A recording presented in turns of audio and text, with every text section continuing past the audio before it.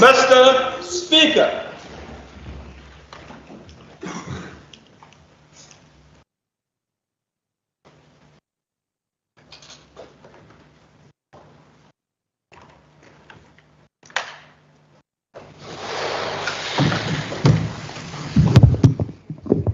Let us pray.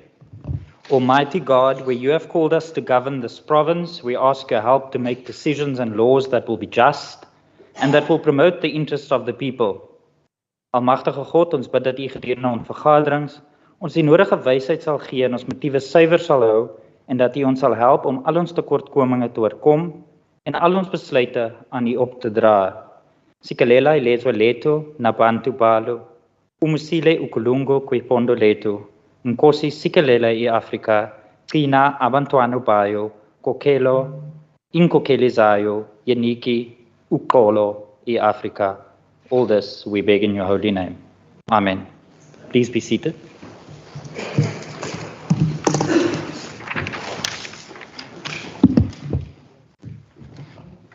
Good morning, honourable members, members in the gallery.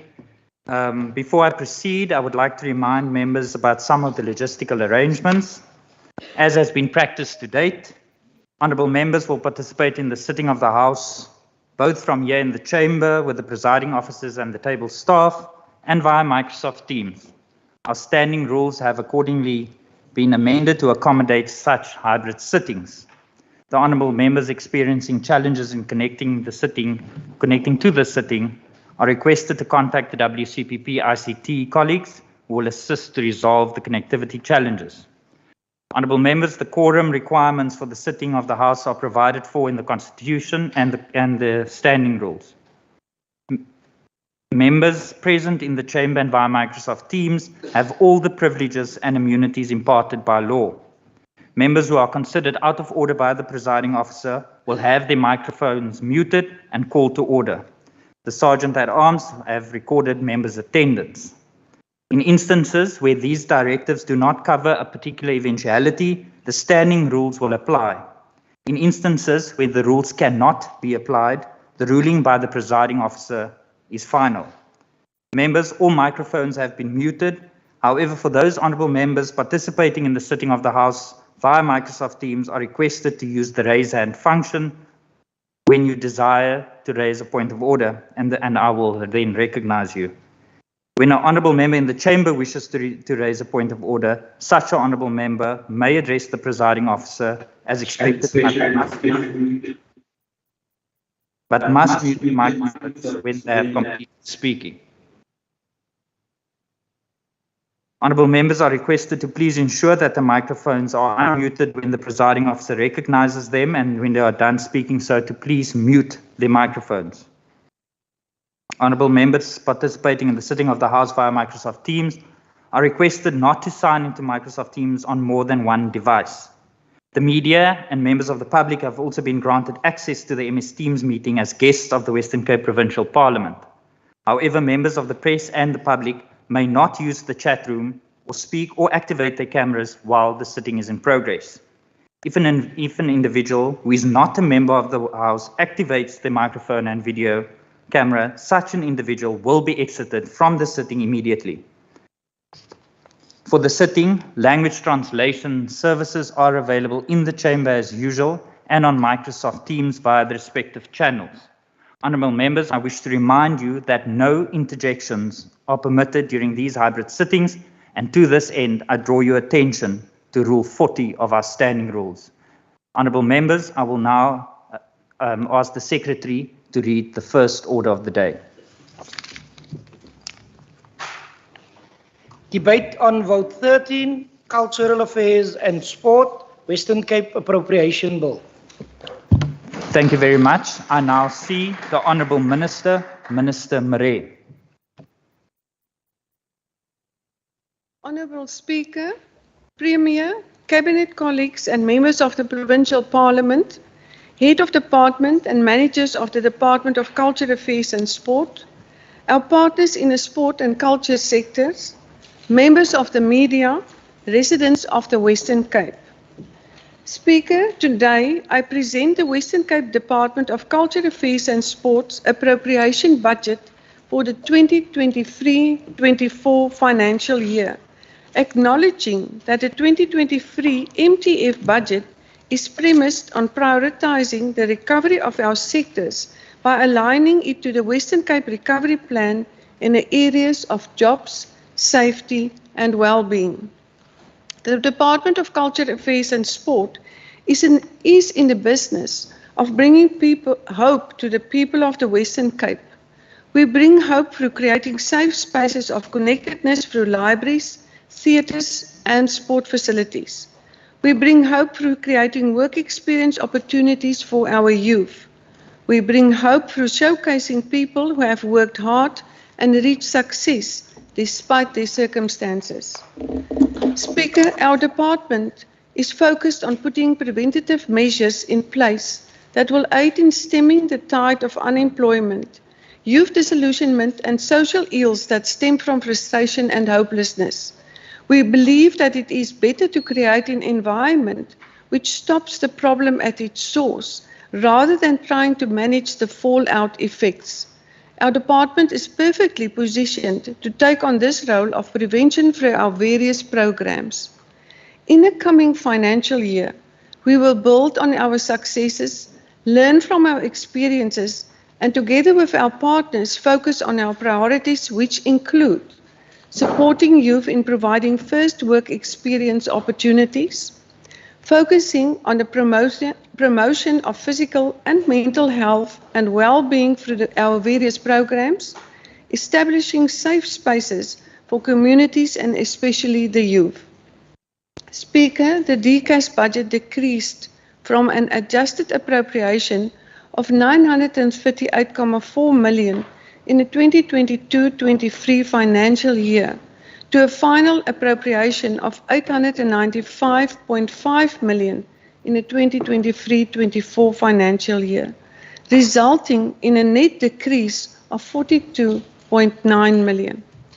The decrease is mainly attributed to a 30 million allocation for the 2023 Netball World Cup included in the 2022-23 financial year, and a once-off earmarked allocation of 16.4 million received in 2022-23 for the procurement of digitization scanners to enhance the virtual and digitization services in the Western Cape Provincial Archives. This is an exciting year for major sporting events as the province gears up to host various big events. The department is supporting more than 100 events across the province, with the biggest one being the Netball World Cup, which will be held in Cape Town for the first time in history in Africa from 28th of July to the 6th of August 2023. We will be partnering with the municipalities in all districts to co-host viewing centres and fan parks for the Netball World Cup so that people across the province will be able to watch the matches. There will be one fan park in Central Karoo, one in Garden Route, one in Cape Winelands, one in the West Coast and one in Overberg. The earmarked fan parks will be held at the following venues: Rosemore Stadium in George, Dal Josephat Stadium in Paarl, White City Saldanha Bay Municipality, Caledon Theewaterskloof Municipality, Rustdene Beaufort West Municipality. There will be two viewing centres in Central Karoo, two in the Garden Route, one in West Coast, one in Overberg and one in Cape Winelands. The viewing centres will be at the following municipalities: White Location Knysna Municipality, Bonkoleto Oudtshoorn Municipality, Main Street Plettenberg by Bito Municipality, Tusong Riversdale Hesequa Municipality, Bella Vista Woolsley Montana Hall Witzenberg Municipality, Kali de Wet Hall Robertson Langeberg Municipality and Laingsburg Municipality. Then Malmesbury have decided to rather have four viewing centres in Kalbaskraal, Darling, Malmesbury itself and Chatsworth. They will be taking the matter formally to council and will announce next week. And this is specifically for Minister Anton Bredell. After our initial request to municipalities, some did not indicate if they want a fan park or viewing point. A number of municipalities have now requested to have fan parks, and we are in the process of finalizing their applications in addition to the ones already signed off. Additional funds have been made available to fund the Cape Town E-Prix in the 2023-24 financial year. Formula E is the world's first fully electric street racing series, bringing the latest innovations in electric vehicles and alternative energy solutions to city centres. The event provides a catalyst for the Western Cape green economy and provides a platform for global, African and local green economy players to meet on an annual basis to identify opportunities to support business and drive job creation. The first event was held on the 25th of February 2023 and was very exciting, well supported and received.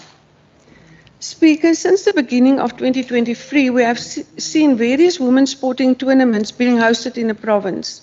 In January, our netball team competed at the Quad Series events, which saw South Africa, Australia, England and New Zealand competing in Cape Town.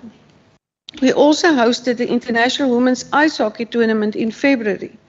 And most exciting, we saw a record crowd attending the final of the Women's T20 Cricket World Cup at Newlands, where our Proteas women narrowly missed out on the trophy. We have seen a huge appetite for women's sport, and now is the time for us to advocate for equal salaries for our female athletes. We cannot condone that our women compete on the same level as men, but they are paid less.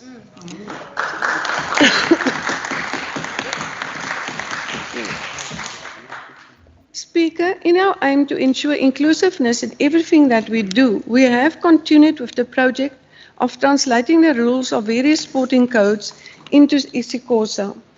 To date, we have completed the translations of the rules of chess, netball, cricket and boxing.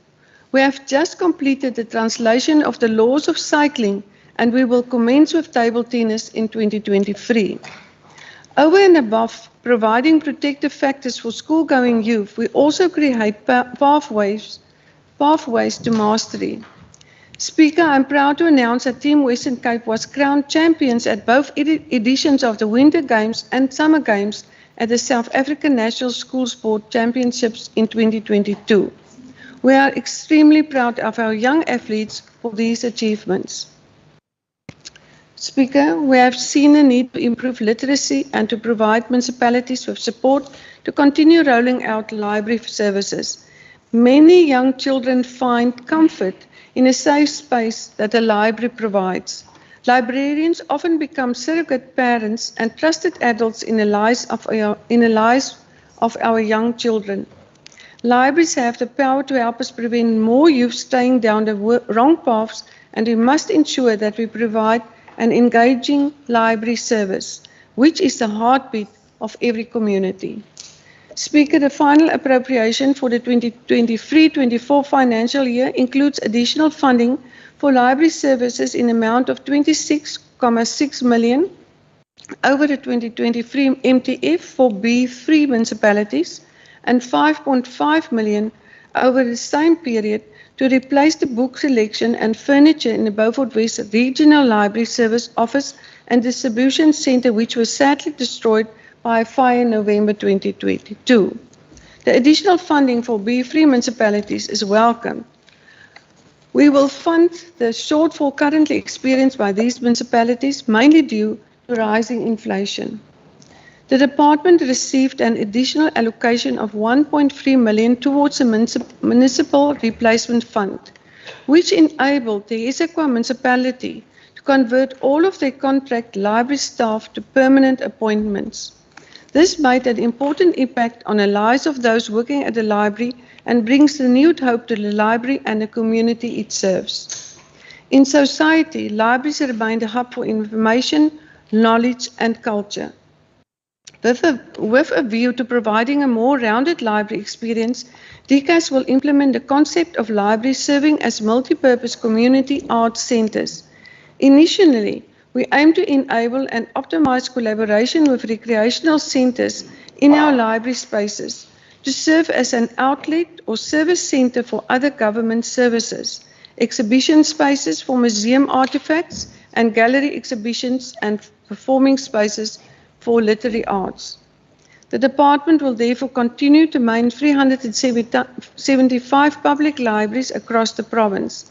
The libraries offer 375 opportunities for imagination and hope, with an increased focus on partnerships with other government departments and local government. The public libraries continues to play a pivotal role in promoting a culture of reading and lifelong learning while providing safe spaces for our youth and children and also our elder. Speaker, our youth are showing growing levels of disillusionment and hopelessness, which leads to us losing them along the way. Our department has positioned itself to act proactively and address the problem at the source so that we can make interventions in the earlier stages of our young people's lives rather than trying to fix the aftermath of the problem. We are channeling our funding into interventions that will make positive impacts on our youth and will help them to develop holistically into successful, economically active adults. Funding to the amount of 2 million was received to unlock learners' creativity.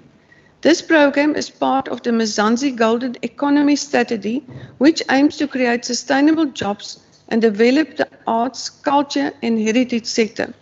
It is designed to create and develop intellectual capabilities and skills that art practitioners can utilize in schools to collaborate with arts and culture educators.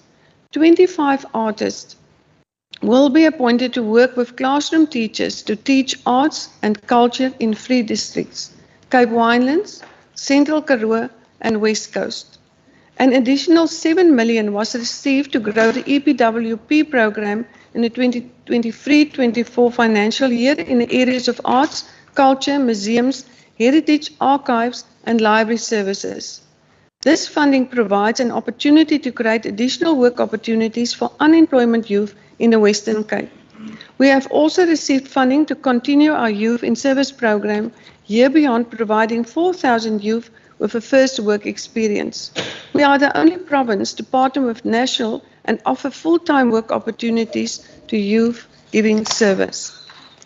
Youth have been prioritized in the following way by our department: investment in rolling out various literacy and reading programs for children in ECD centers, schools, libraries and communities through its library services and year beyond.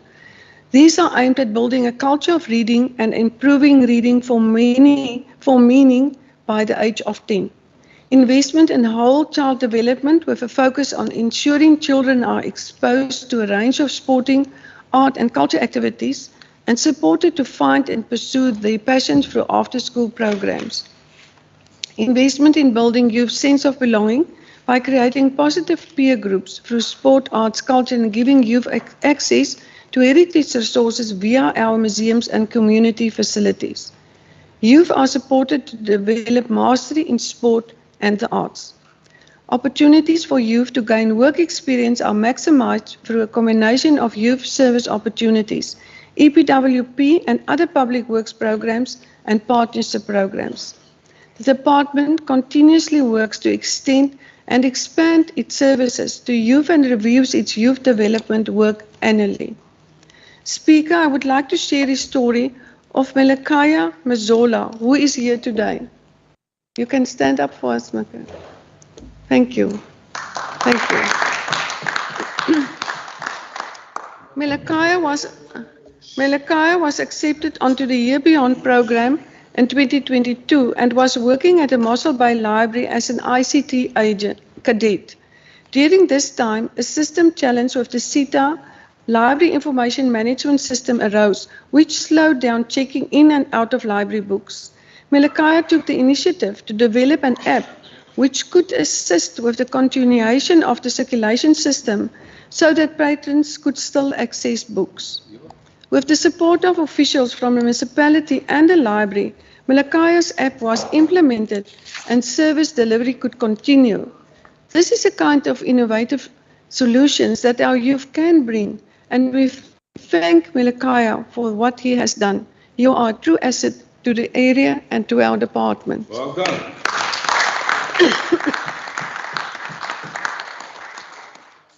Speaker, an additional 3 million was received to effectively implement the Customary Initiation Act No. 2 of 2021 over the 2023 MTF. The focus will be on improving governance of the customary initiation practices to prevent the death of initiates. The Customary Initiation Act, Act 2 of 2021, was promulgated on 4th of June 2021 and implemented on the 1st of September 2021.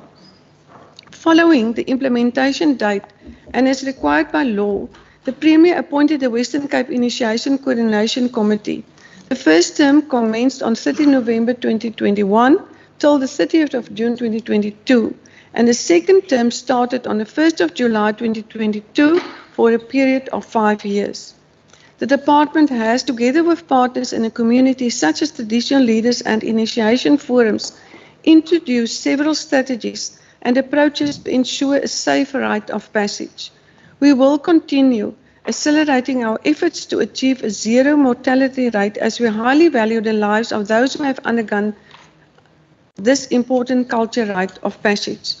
The department will use the increased budget allocation for the initiation program to increase the current capacity, assist with early detection of conditions that could lead to deaths, upscale our current monitoring system, and increase our training efforts for the culture practitioners. Speaker, support to the arts and culture fraternity remains a priority for our department. We increased our allocation by 3 million to support arts, culture and heritage NPO organizations, individual artists and arts companies. The total allocation of 20.4 million reaches 109 beneficiaries across the province. Arts and culture organizations play a significant role, not only in the development and promotion of arts, but also ensure that youth at risk do not fall through the safety net.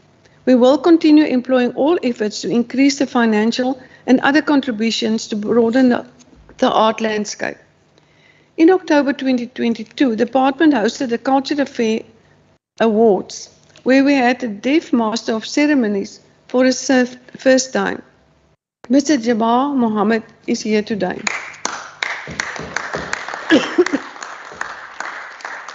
And I want to thank him for being one of the MCs at the event and for helping us host a truly inclusive event.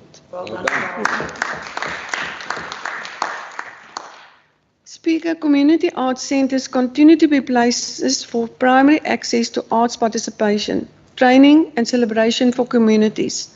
This fundamental role of community arts centres has become more important over the years given the high levels of violence in our society, resulting in the prevalence of post-traumatic stress disorder, depression, substance abuse and other mental health challenges, particularly in young people. Through community arts centres, we can focus on providing youth with meaningful platforms to find and unlock their passions, which is key to reducing risk-taking behaviour. In order to harness the diversity of views and interventions and to bring much-needed efficiencies and collaboration in the sector, DCAS has adopted a managed network institutional model which consists of partner organizations, institutions and bodies with whom DCAS has or should have formal agreements that contribute towards delivering on DCAS mandate. The Community Arts Centre form a key component of this network whose aim is to encourage greater efficiency in mobilizing the creative economy using scarce fiscal resources to improve sharing of information and knowledge. In 2019, the department developed a community arts centres strategy, and together with the National Department as well as implementing agent STAND Foundation, stands for Sustaining Theatre and Dance Foundation, under the leadership of Mr. Mike van Graan, we have begun to progressively implement the strategy. Mr. Mike van Graan, thank you for being here. Thank you. Together with our partners in the community arts sector, a community arts centre network of the Western Cape was formed to engineer peer learning and support. In addition, community arts centers toolkits were developed. These toolkits, which form part of the Western Cape Government Arts Centre plan, place governance, marketing, production and programming skills in the hands of centre managers and arts organisations, and by so doing, play a central role in building capacity and ensuring much needed sustainability in the community arts ecosystem. I also recognise Otwa Stemeli, the chairperson of the Community Arts Centre Network. Thank you.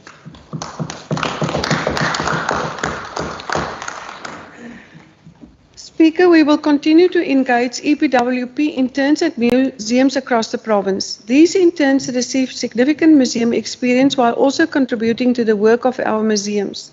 Furthermore, where possible, we expand similar internship programs to non-affiliated institutions in order to promote the expansion of the museum sector in our province.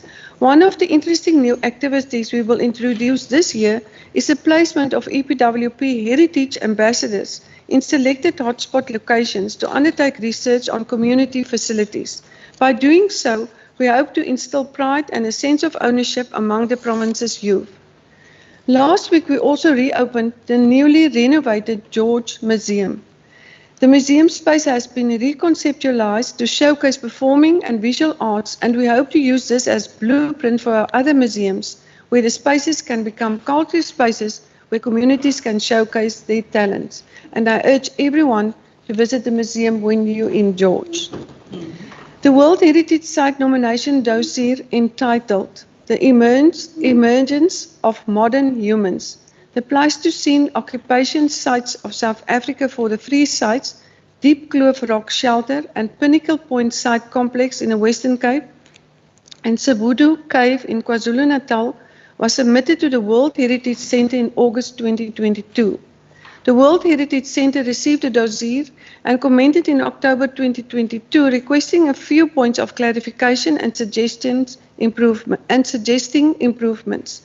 These changes were completed by November 2022, and the dossier was officially submitted in January 2023 in an effort to preserve and promote these heritage sites of national and international significance. Speaker, I am proud to announce that the major milestone on this journey was reached. On the 1st of March 2023, we received communication from the World Heritage Centre that the nomination of the emergence of modern humans, the Pleistocene occupation sites of South Africa, met all of the technical requirements outlined in operational guidelines concerning completeness check of nominations to the World Heritage List. The achievement of this milestone is a major step forward towards the inscription of the sites as World Heritage Sites in 2024. Speaker, the Department of Culture, Affairs and Sport continues to adopt an approach of working closely with other government departments, as well as with outside partners, to ensure that we can effectively and efficiently deliver our services to the people of the Western Cape. We are constantly improving on our managed network model approach to innovatively use the resources at our disposal to make the biggest impact possible. We continue to bring hope and joy through our programs as we work towards a preventative, proactive approach in supporting our youth, especially so that they can become successful adults. We believe in the power of sport, arts and culture in changing the lives of people who feel despondent and hopeless. Under the leadership of Premier Alan Wendy, I look forward to taking the next steps to establishing the Western Cape as a sporting and culture hub of the country, where hope and joy abounds for every person living here. With this said, allow me to congratulate the Western Cape winners of the South African Sport Awards. Jonathan Natutu, sportsman with a disability. Minke Janse van Rensburg, she's still in Pretoria, she's a sportswoman with a disability. The Waves for Change, Sarai Dowling, for the Recreational Body of the Year. Charles de Toey for the Minister's Excellent Award. Then also in our gallery, we have the Kung Fu Master MJ Lee. Our 6 times gold medalist, Legends of Kung Fu World Champion.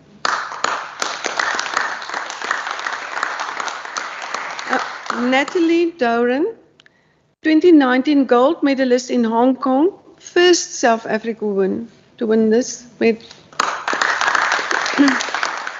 2022 became the first South African female to be an official judge and the IKF World Kung Fu Cup in Turkey. Then Saif Shafika, he won several gold and silver medalists and recently a gold and silver medalist in at Africa Youth Kung Fu Tournament in Goodwood in Cape Town in 2023. You can all stand up.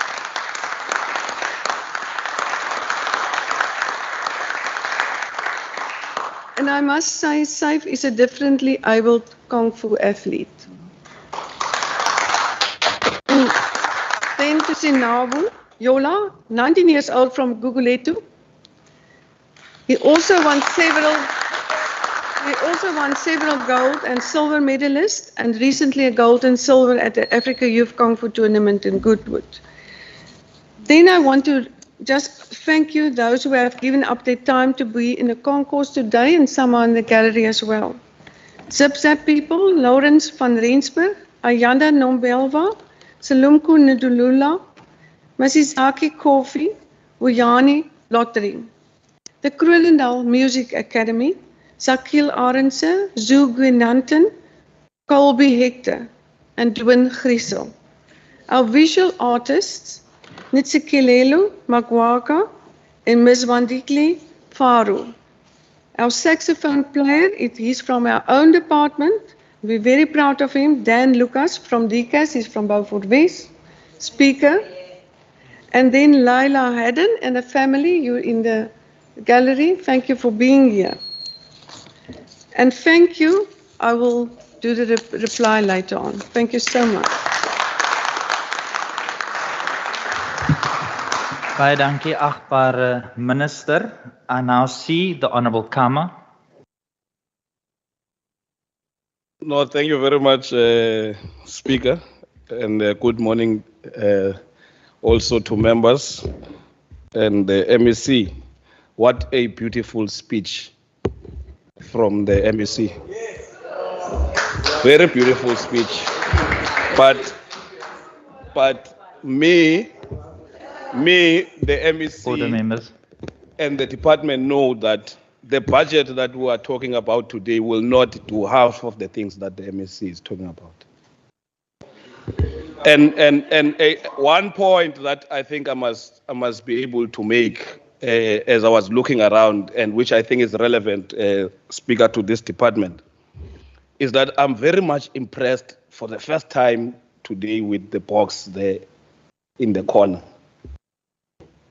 It's very diverse, many women, and I'm maybe I was not noticing, but I'm very impressed, Speaker. And as the ANC, I think from when Member Barnes was our spokesperson in this department, we always said that when we meet this department, we meet men and women who know what they want to do. But the reality is that the government does not give them the support financially to do what they must do in this province.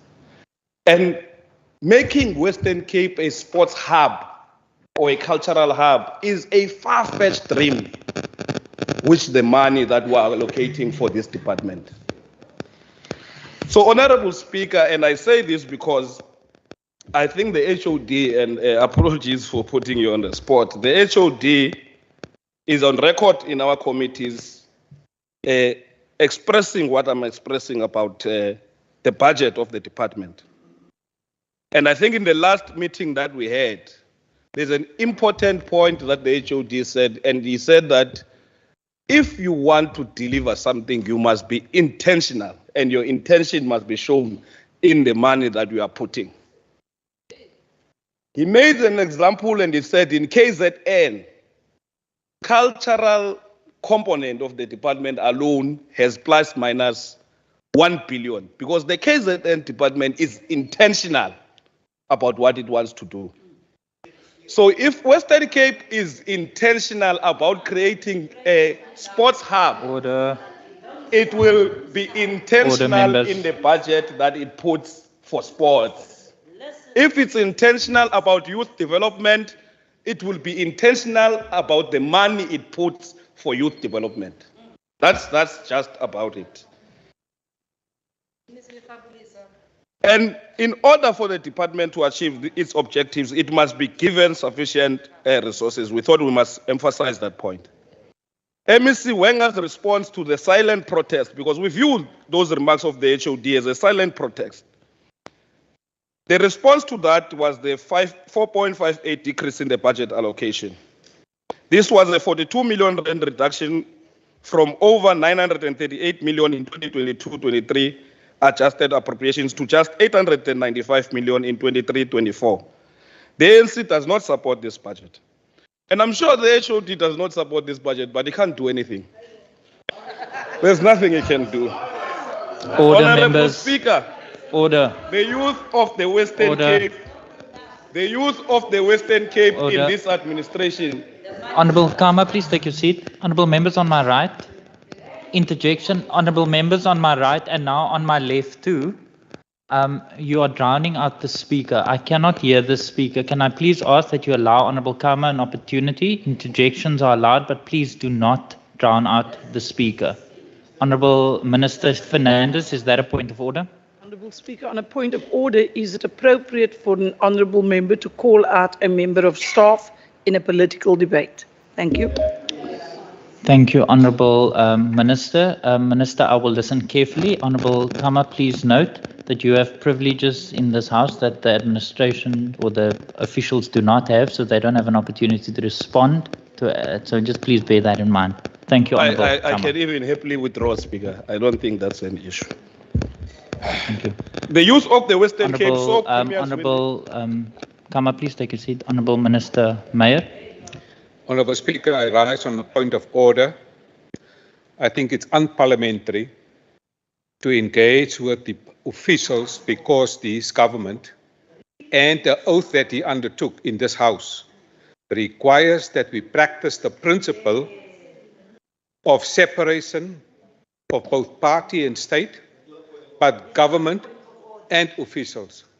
The official does not have an opportunity to defend him in this House. But we allow the officials, because this government here is a Honourable liberal Minister, party, can you get to and the point we of allow order? people to differ, Honourable, but they do not have the right now to engage in a political debate. okay, So the officials are allowed to differ with us. absolutely. Absolutely fine. And there will be no punitive actions. Honourable, So we allow that. Honourable But Minister, we cannot go there because Honourable the Minister. officials must be protected by this House. absolutely, Minister. Thank you very much. Honourable Barnes, please take your seat. Honourable Minister, I have ruled. Honourable Kama has responded to that ruling, so that point of order is not sustained. Honourable Kama, please continue. No, thank you very much. Honourable, Honourable sorry, Honourable Speaker. Kama, my apologies. Honourable Barnes, is that a point of order? You had your hand up on a point of order, or have I addressed the point of order? Speaker, my hand was up because you've allowed now the member to have a speech. And when I'm raising my hand, you allow him to speak as much as he wants to speak. Then you say, you make a ruling, I've made a ruling. What's the use if you already passed the message that you want to pass? The point is, we were also, I know what Member Kama was speaking about, because Member Kama did not say that the HOD, he made a reference of a meeting, a committee meeting. So that must also be clarified. He was quoting, he didn't say he's wanting an interaction. I just wanted to correct that. Thank you. All right, Honourable Barnes, thank you very much for the assistance. I do not need assistance to the chair. Honourable Barnes, I've ruled, and so that is also not a point of order. Honourable Kama, please continue. No, thank you very much, Honourable Speaker. And once again, I withdraw if there's anything untoward that I've said to that department. The youth of the Western Cape saw Premier's 1 billion investment on the safety plan. They've also seen the 1 billion allocated for the energy plan, and are wondering to themselves, when will the Premier follow what he says about youth development in this province and allocate a 1 billion rand to respond to the crisis of youth unemployment, substance use disorder, and other social ills. The department's budget must be increased to enable it to fully implement the Western Cape Youth Development Strategy, as well as to execute its vision to create a socially inclusive, creative, active, and connected Western Cape. That we are forced to share the legislature precinct, Honorable Speaker, and especially the parliamentary chamber with unrepentant bigots and racists is a monumental failure on the part of this department to promote nation building and social cohesion. The NC Chief Whip already made the point yesterday that backward and outdated thinking and conduct of the dishonorable Petrus Jacobus Marey has no space in our democracy. It belongs to a tricameral parliament where he gladly participated as a stooge for his white bosses. The ANC does not recognize him as a father of this house. As a former National Party member and a founding member of the DA, maybe he should be referred to as the father of the DA. In the words of President Nelson Mandela during his address to the World Economic Forum in 1999, I appeal to members of the House that, and I quote, "We should lay the scourge of racism to rest," close quote. As members of this House, we must be intolerable to racism. In line with department's drive to provide a platform for community dialogues to raise issues relating to social inclusion and nation building, including racism, discrimination, xenophobia, and cultural intolerance, we call for increased budget for this initiative. Honorable Speaker, at the inaugural Laureus World Sports Awards in 2000, President Mandela remarked, and I quote, "Sport has the power to change the world."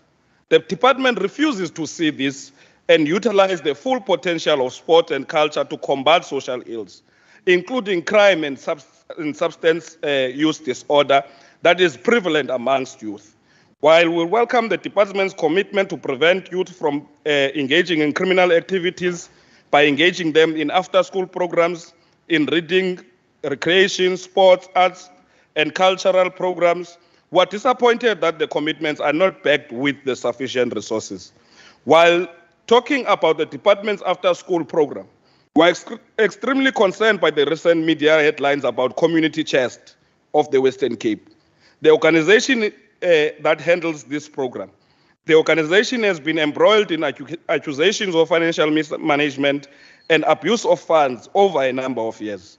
In this regard, we call on the MSC to institute an urgent investigation into allegations of corruption and mismanagement and other irregularities at this organization.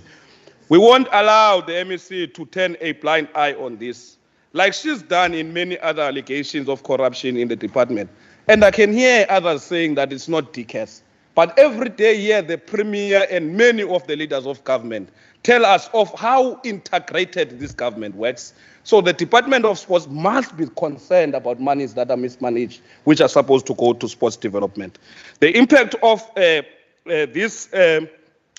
Speaker, Honorable Speaker, the 14% reduction in the budget for Program 4, Sports and Recreation, is regrettable. While we welcome the over 7% increase in the allocation for sports program, but we must be honest that 72 million for the program is not enough.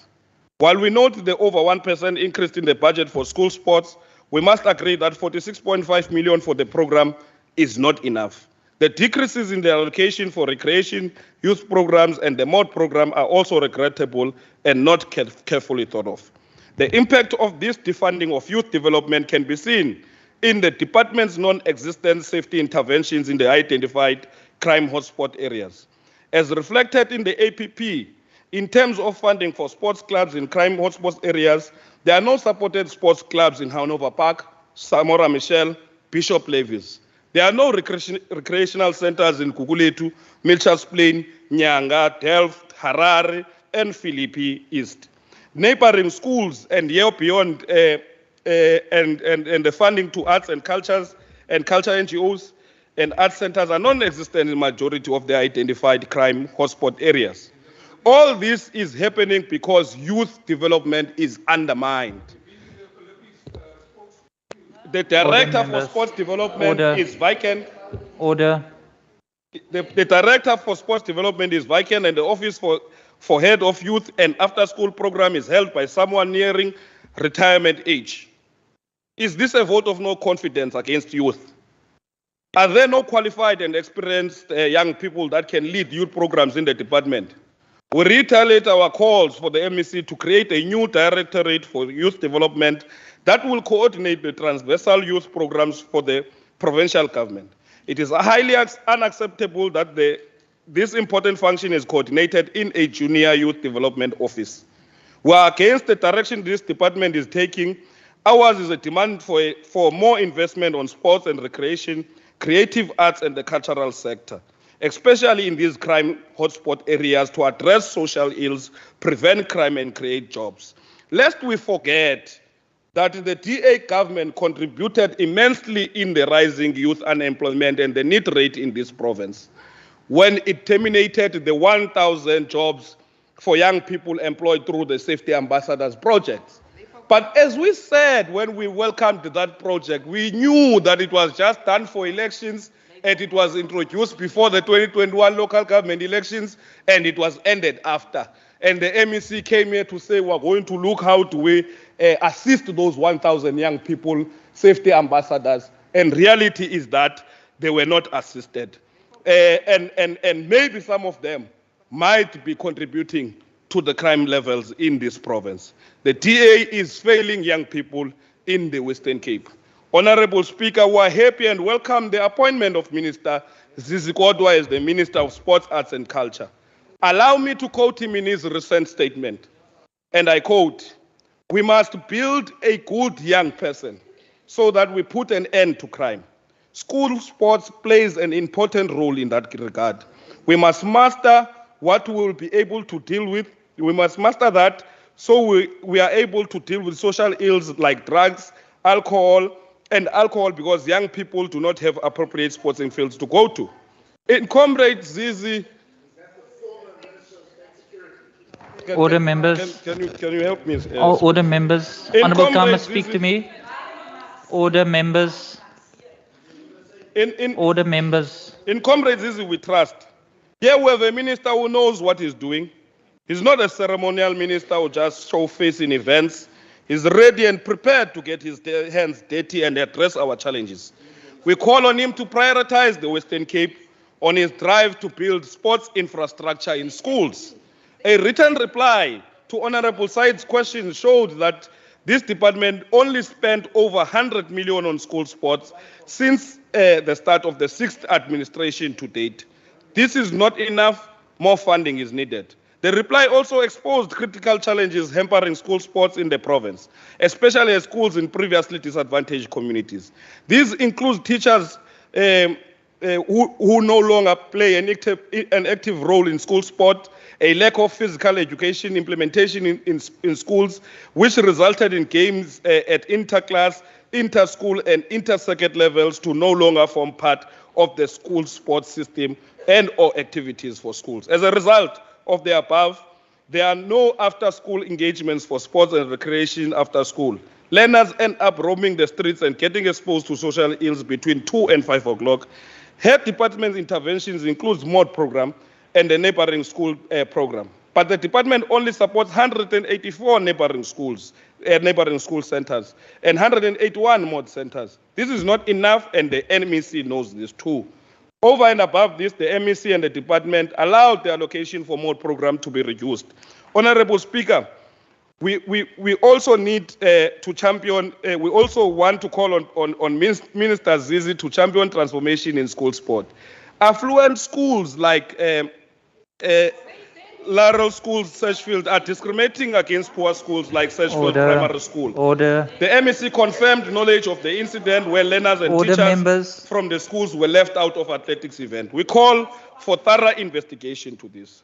Honorable Speaker, similar to sport and recreation program, where the need for budget increase is met with budget cuts, funding for program 3 library services has been reduced, including a 28% decrease in budget for archives sub-program. The budget for library services is increased by 2.5% to over 389 million. Despite this increase, the government is forging ahead with its reckless decision to stop building new libraries in the province. Beyond the 2 new libraries planned for this year, there won't be any new libraries built in in the province. Municipalities are encouraged to use containers and wheelie bins to bring books closer to areas of need. This is highly unacceptable and an insult to the poor. Furthermore, 42 libraries in the province do not have internet access and 367 libraries do not have alternative power sources. These are the reasons we call for this department's budget to be increased to over 1 billion.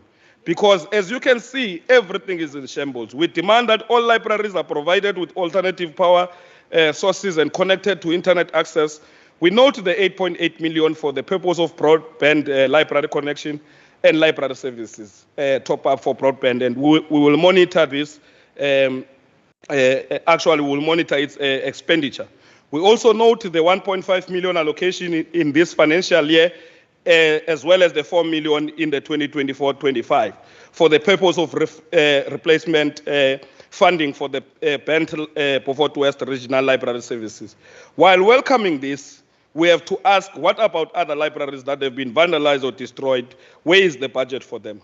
Honorable Speaker, as stated by the leader of the official of the opposition, the ANC welcomes the process for COI and SEN communities and leaders to lodge applications for recognition, which is open up until the end of March. In this regard, we call on the MEC to lead widespread awareness campaigns across the province. Honorable Speaker, as I conclude, I make a humble plea to the MEC to form partnerships with the city of Cape Town. Honorable Kama, your time has expired. Please take your seat.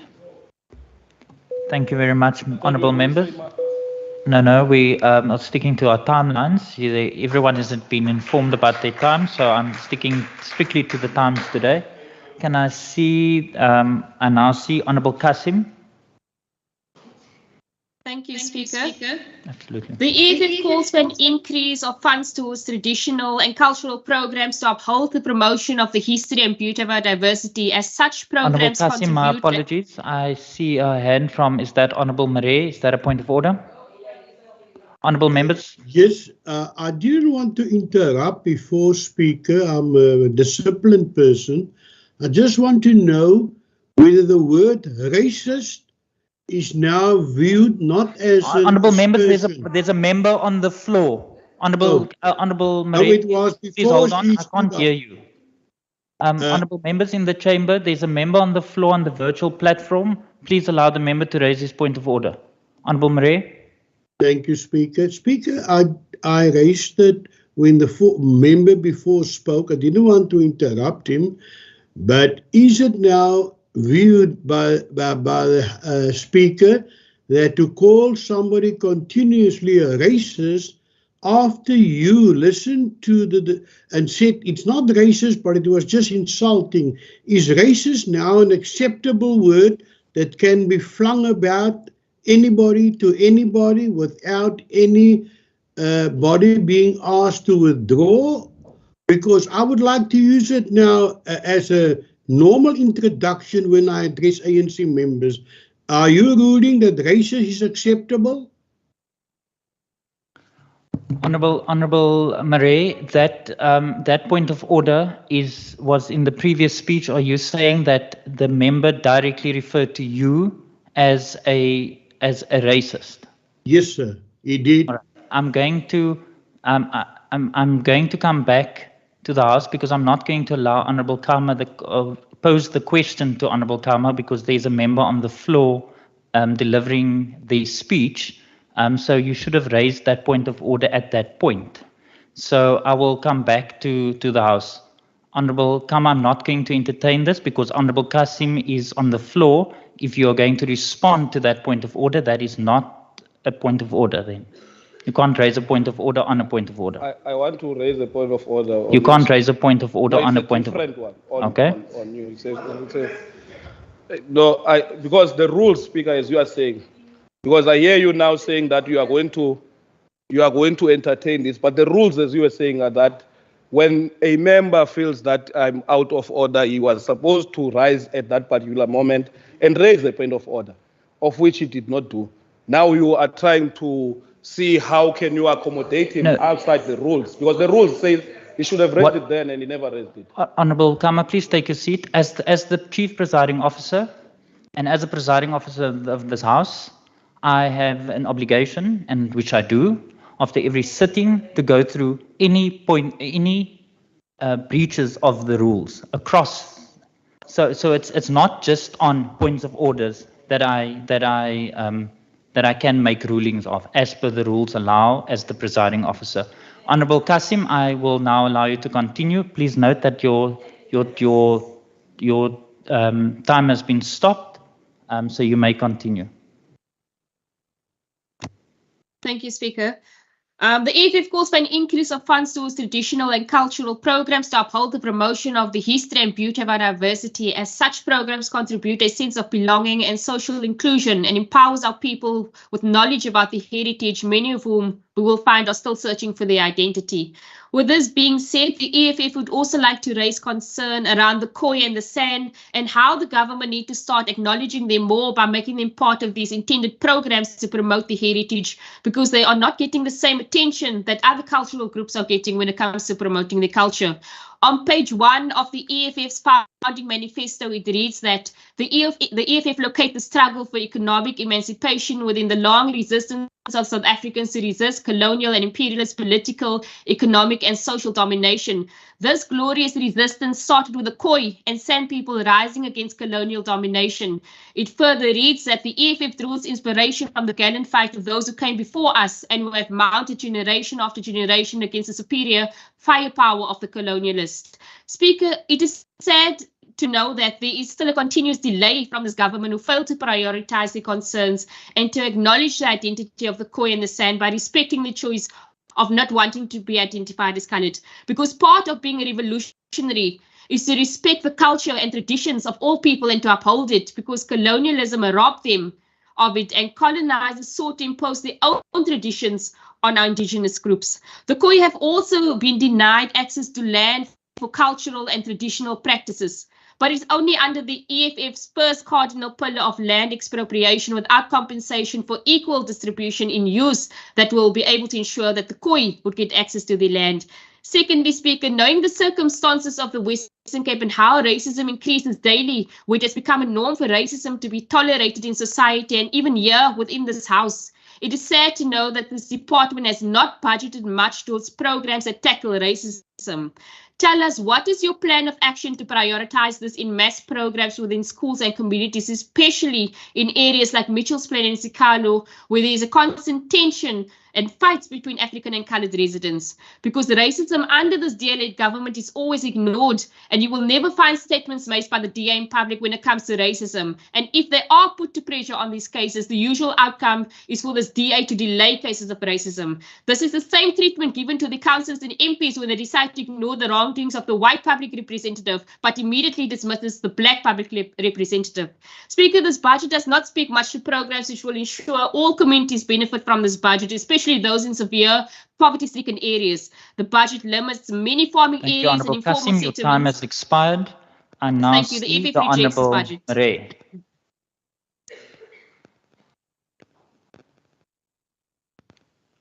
Thank you so much. Thank you very much, Speaker. Speaker, I have been mandated by the Griquas Royal House and the Captain's Raad of the Western Cape, of which I'm a member, to make the following plea. In terms of a report provided by the United Nations Human Rights Council, November 2007, please, Mr. Minister, Ms. Minister, recognize the Griquas in future budgets as indigenous nation. Do not refer to us as colored, neither pool us under one amorphous term like black, which means nothing. We're not black, we're not colored, we're Griquas, we're a nation. Please, that's an insult to us to be called either colored, which Mrs. de Klerk once said, ons is die oorskietsels. This is the ANC. This is a racist term. That is why I asked the Speaker, is the word racist permissible or not? Because it was going to be in my speech.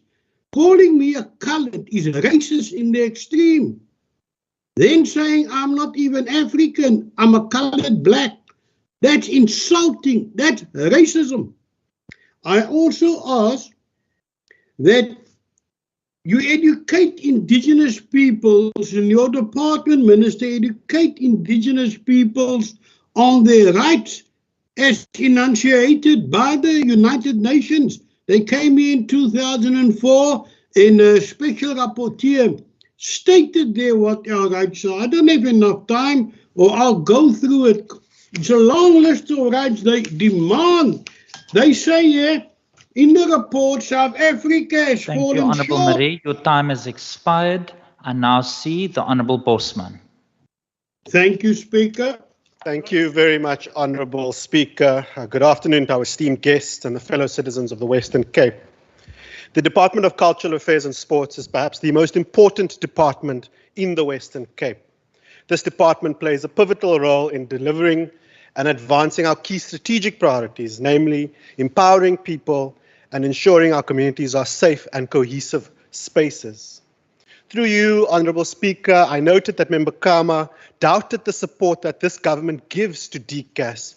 But judging by the attendance of the opposition, we really need to ask, what is the ANC's support for DCAS if they can't even bother to show up for this debate?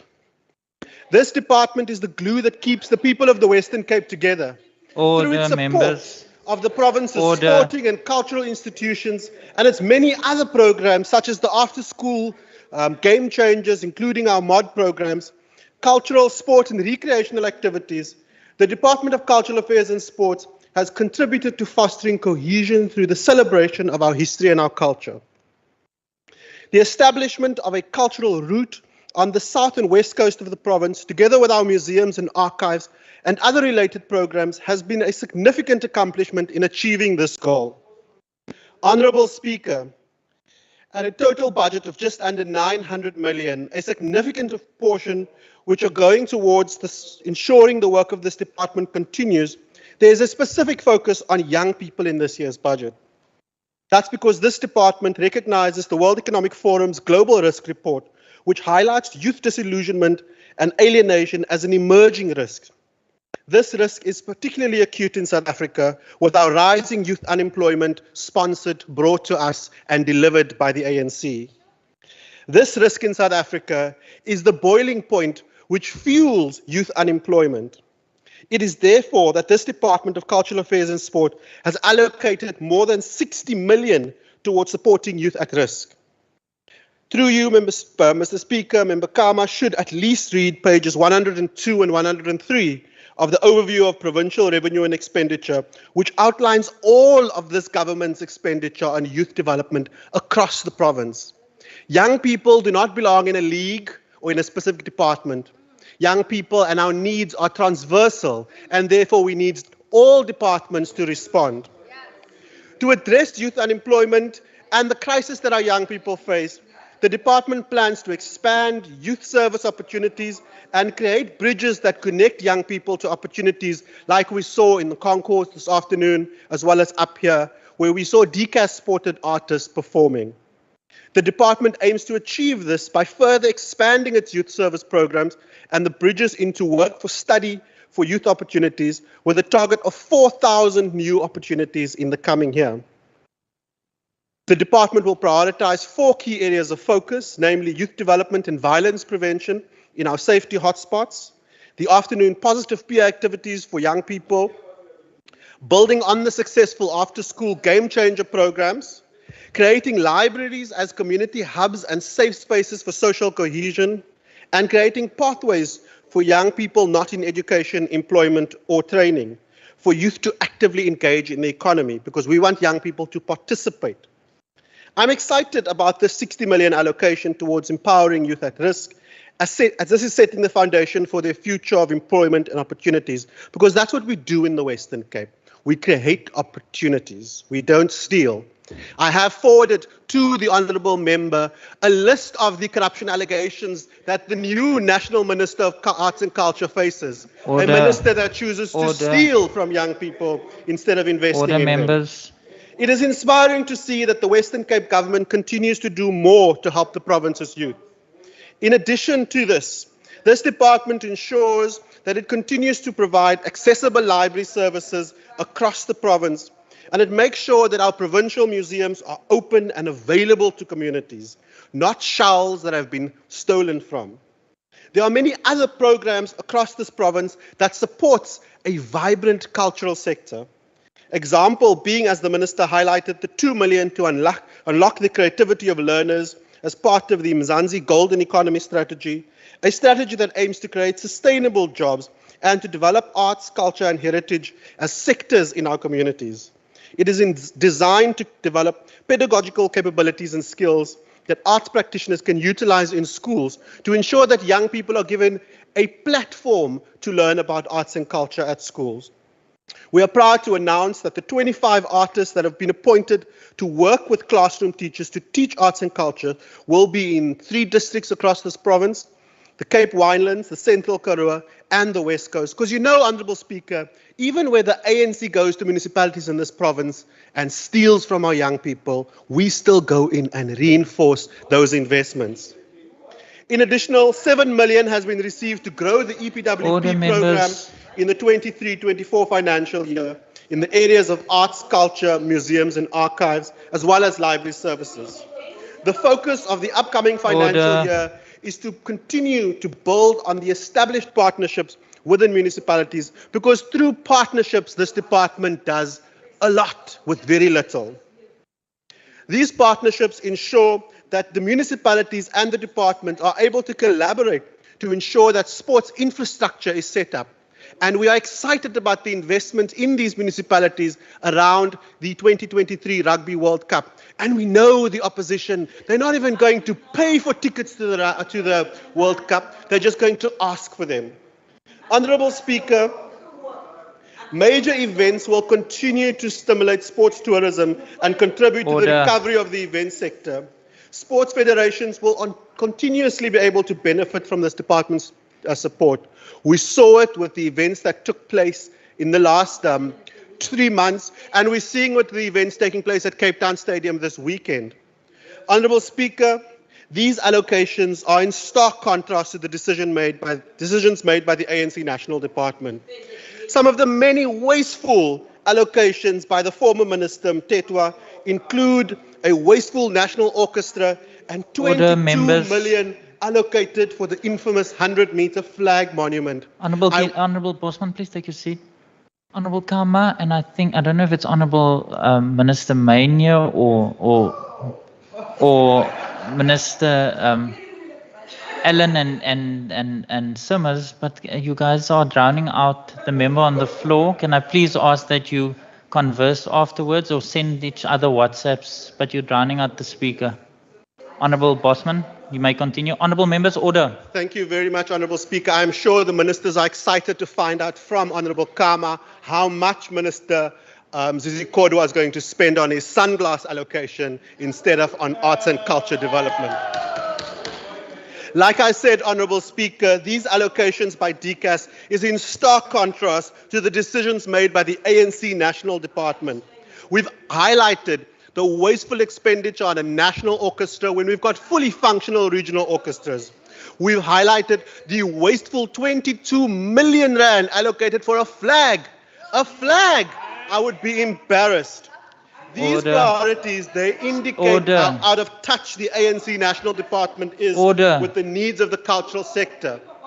The very, very cultural sector that depends on funding from a national department has seen, and since through you, Honourable Speaker, Member Kama wants to talk about corruption at NPOs. Let us not even think about the corruption at the National Arts Council. We've got artists waiting for funding to run productions, but they cannot do so because arts administrators are being allowed to steal from our young people and from our artists.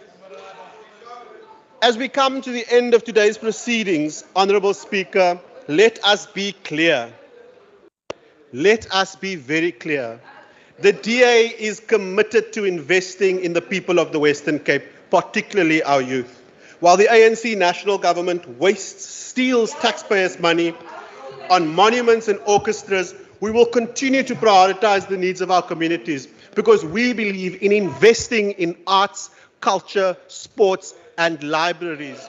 Member, Order. through you, honourable speakers, the members of the opposition have been on many study tours across this provinces, whether it's libraries in Bito, libraries in George, libraries in Piketberg. They've seen the investment in reading, because we know if you read pages 102 and 103 of the overview of provincial expenditures, you will see Order, that members. more than 159 million rand has been allocated for youth development. Honourable in just Bosman, this can you one speak to me? department. Can speak to me and not to Honourable Kama?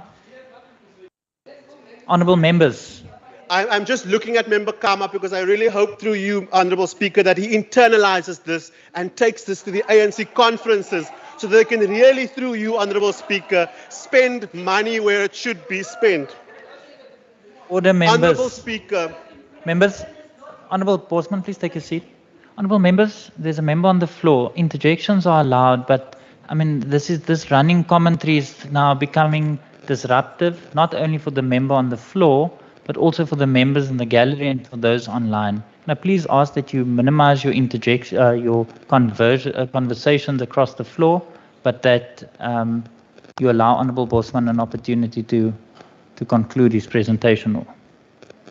Thank you, Honourable Speaker. Or Through you, before I assume that you're concluding, you may continue. I know that the Bosman. honourable members are very excited to see me, but I will be on again this afternoon to speak to the real spokesperson for cultural affairs and sports. Honourable Speaker, I want to repeat this again to the members of the opposition through you. We need to be very clear. When it comes to empowering our youth and celebrating our heritage, the ANC delivers nothing. The DA delivers everything. Honourable Bosman, please take your seat. Honourable Kam, is that a point of order? Through you, Speaker, is the member willing to take a question? Can you please take your seat? Honourable member, are you prepared to take a question? Certainly, we're very happy to educate, so please go ahead. Honourable, thank you. Honourable Kama, through me to the member. Through you, Speaker, I want to check from the member how much of this budget is going to support young people who are in the creative arts in our different poor areas.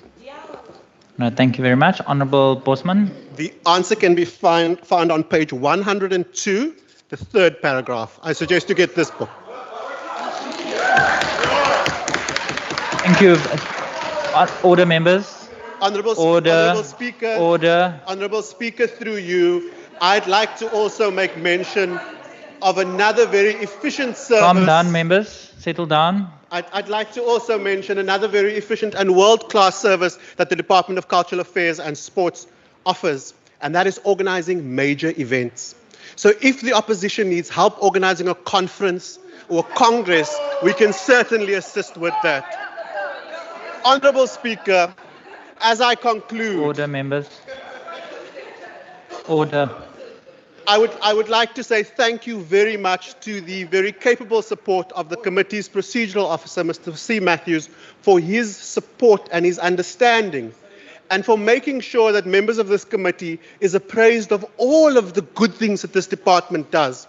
Because this committee makes sure that the members get all the answers that they need. And it's very disappointing, Honourable Speaker, that the real spokesperson for cultural affairs and sports in the opposition did not stand up today to speak, but we do know that we need to sometimes rotate the deck chairs on the Titanic in order to be relevant.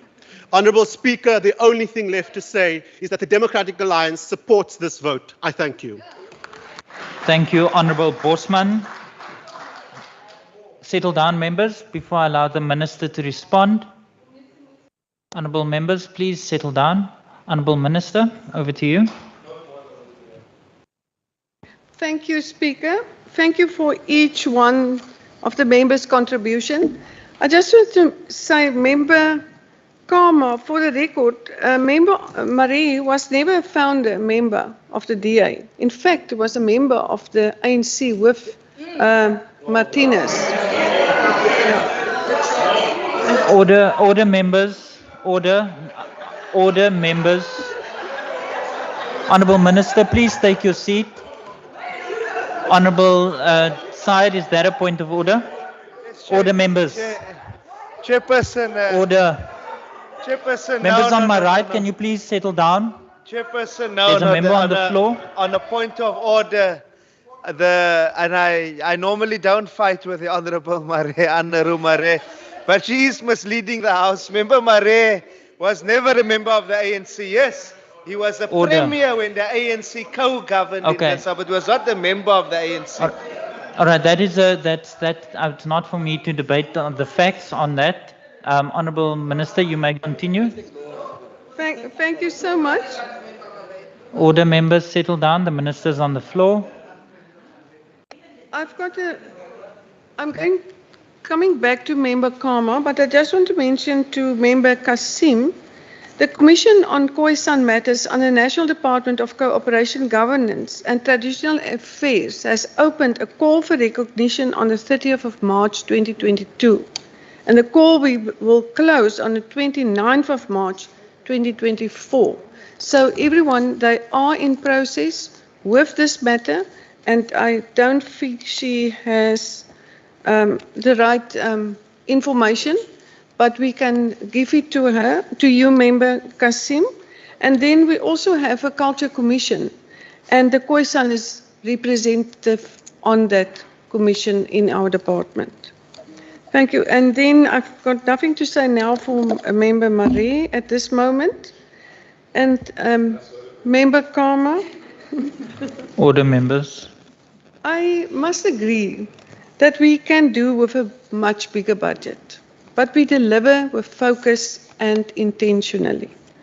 And the year-on-year decrease was mainly due to once-off allocations received in the 2022-23 financial year, in addition to the sport conditional grant that decreased by 30 million, and I mentioned that in my budget, for the Netball World Cup.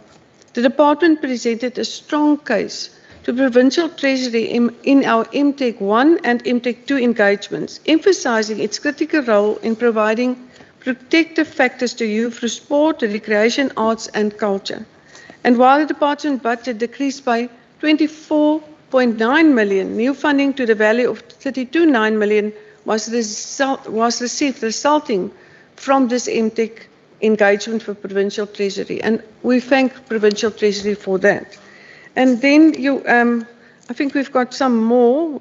Why, as you said, the youth seems that the youth programs was cut, but as our member Gillian Bosman mentioned, the total annual budget for our youth service programs is 150 million, of which the department contributes a third of 50 million.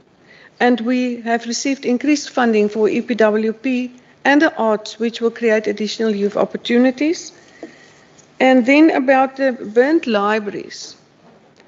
Zwelithini Public Library. The municipality is in the process of identifying space for the building of a new library for the community. In the Nduli Public Library, the municipality will be making use of container library to continue service to the municipality at this moment.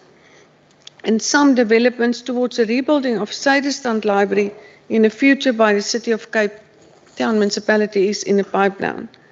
And the internet access, and I do see you have a very quite nice, I think I put it somewhere, article, yes, in the August. So thank you for that. But you said there about the internet access at the public libraries, and the number of public libraries is 375. And the number of libraries with internet access is 333. 42 do not have internet access, 12 of which are at correctional services, which does not allow internet access. And the department has an implementation plan to get the rest of the libraries connected where infrastructure allows. And plan for the next 2 years includes the Versgraad Public Library in Bergrivier, the Vleiplaas Public Library in Swellendam, the Wagenmakersvallei Public Library, and the Witsen Valley Public Library in Witzenberg. Honourable Minister, my apologies. Please take a seat. Honourable Marie, is that a point of order? Speaker, I politely ask if the Minister will take a question from me, because she said she's got no answer for me. All right, I'll pose the question to the Minister. Minister, are you prepared to take a question? Honourable Marie, the Minister is not prepared to take a question. Honourable Minister, you may continue. Thank you. And I know I'm taking a little bit long, but I want to answer the infrastructure. 850,000 is allocated towards a model library in Overrex, Breedevallei, and also 850,000 to contribute towards a model library in Wagenmakers. That's the amount of for the infrastructure projects that's allocated. And then this last school Sedgefield, that incident, the matter will be addressed at our next meeting to Western Cape Education Department, and it will be on the 7th of April. And then we can give feedback on that as well to you. And then the National Department cut budget in 2022, and it's with almost 12 million. And that affected our school sports as well. And lastly, I must say that the Minister of Youth in the President's office is 75. So I'm just mentioning it. Thank you so much. Sorry, that's Thank you very much, Honourable Minister. Thank you very much. I just forget to thank everyone, please. I will allow you that opportunity because there's not a time limit to your name, so I will allow you that opportunity. Thank you, Speaker. I want to thank our, especially our sectors that's in the gallery. I didn't mention everyone, but thank you, thank you, thank you. You're really dear to our department, and we value your inputs very much. And thanks for coming this morning. I know it's difficult, it's a morning, but thank you so much for being here. Then to the members of the Standing Committee, thank you for your oversight. It's always good to engage with you. Sometimes we play politics, but thank you so much for that. And then thank you to Member Gillian Bosman. You know you're passionate, and I value our professional and very collegial relationship. And thank you for everything that you do for this department and for this Standing Committee and the fraternities in sport and culture. Thank you, Tanya, for everything you've done, the HOD and the team. You know that I love you very much. I say thank you so much. Then to my own ministry, thank you for everything that you do, especially... Order, members. Order. Thank you for my own ministry, especially to my to Japie and Kurt for crisscrossing the province and keeping me safe and bringing me safe back home every time. And then I just want to mention, our department is small when put into the context of departments with larger budgets, but I believe that we have the biggest heart. We bring happiness and joy to communities through our work. We are involved in work that makes a positive impact on the lives of those we serve, and that is a real blessing. Thank you so much. All right, thank you. Thank you, Honourable Minister. Before I disperse of this vote, Honourable Kasim, I did notice your hand, and I just felt that it was inappropriate for me to stop the Minister while she was thanking individuals for taking that. Is that a point of order? Sorry, Speaker, I had my hand up before she concluded her speech. I just wanted to check if the Minister is willing to take a question. This was before she concluded. All right, thank you very much. Honourable Kasim, the Minister, I didn't disperse of the vote, so the Minister has not concluded. I will put the question to the Minister. Minister, are you prepared to take a question? The Minister is not prepared to take a question. Thank you very much, Honourable Members. That concludes the debate on this vote. I'm not going to suspend the House. I'm going to allow a minute or two for the officials to change, and then we'll continue with the next order of the day. So the House is not suspended.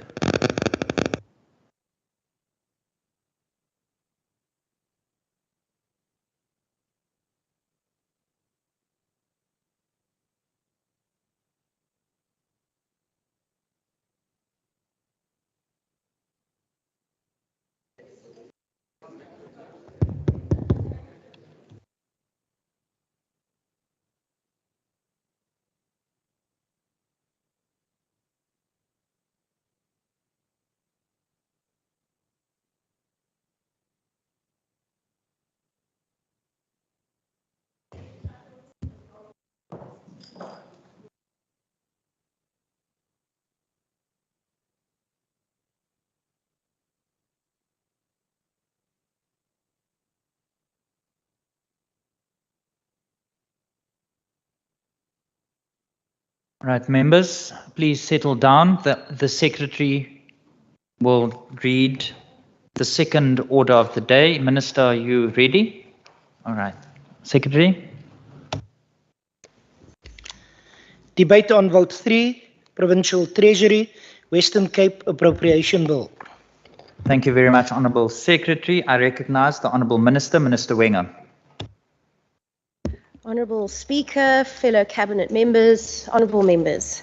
When I tabled the 23-24 Western Cape Provincial Budget 2 weeks ago, I set out how this government will act with the fierce urgency of now to secure a better future for the people of this province. I also set out that in our mission to do this, we face strong headwinds, specifically by a constrained fiscal envelope, which means that we need to do far more with far less. And while many of these headwinds are beyond our control, we are more determined than ever to do more for our residents. This will require grit, courage, and determination, guided by clearly defined and evidence-based strategic decisions. At the very heart of this mission is the Provincial Treasury, as a critical and integral driver of good governance, and which we achieve by implementing and constantly improving on processes and systems which underpin maximum impact on the ground for every cent of public money spent. In everything that the Provincial Treasury does, I'm reminded of what Margaret Mead, a renowned cultural anthropologist, said. Never doubt that a small group of thoughtful, committed people can change the world.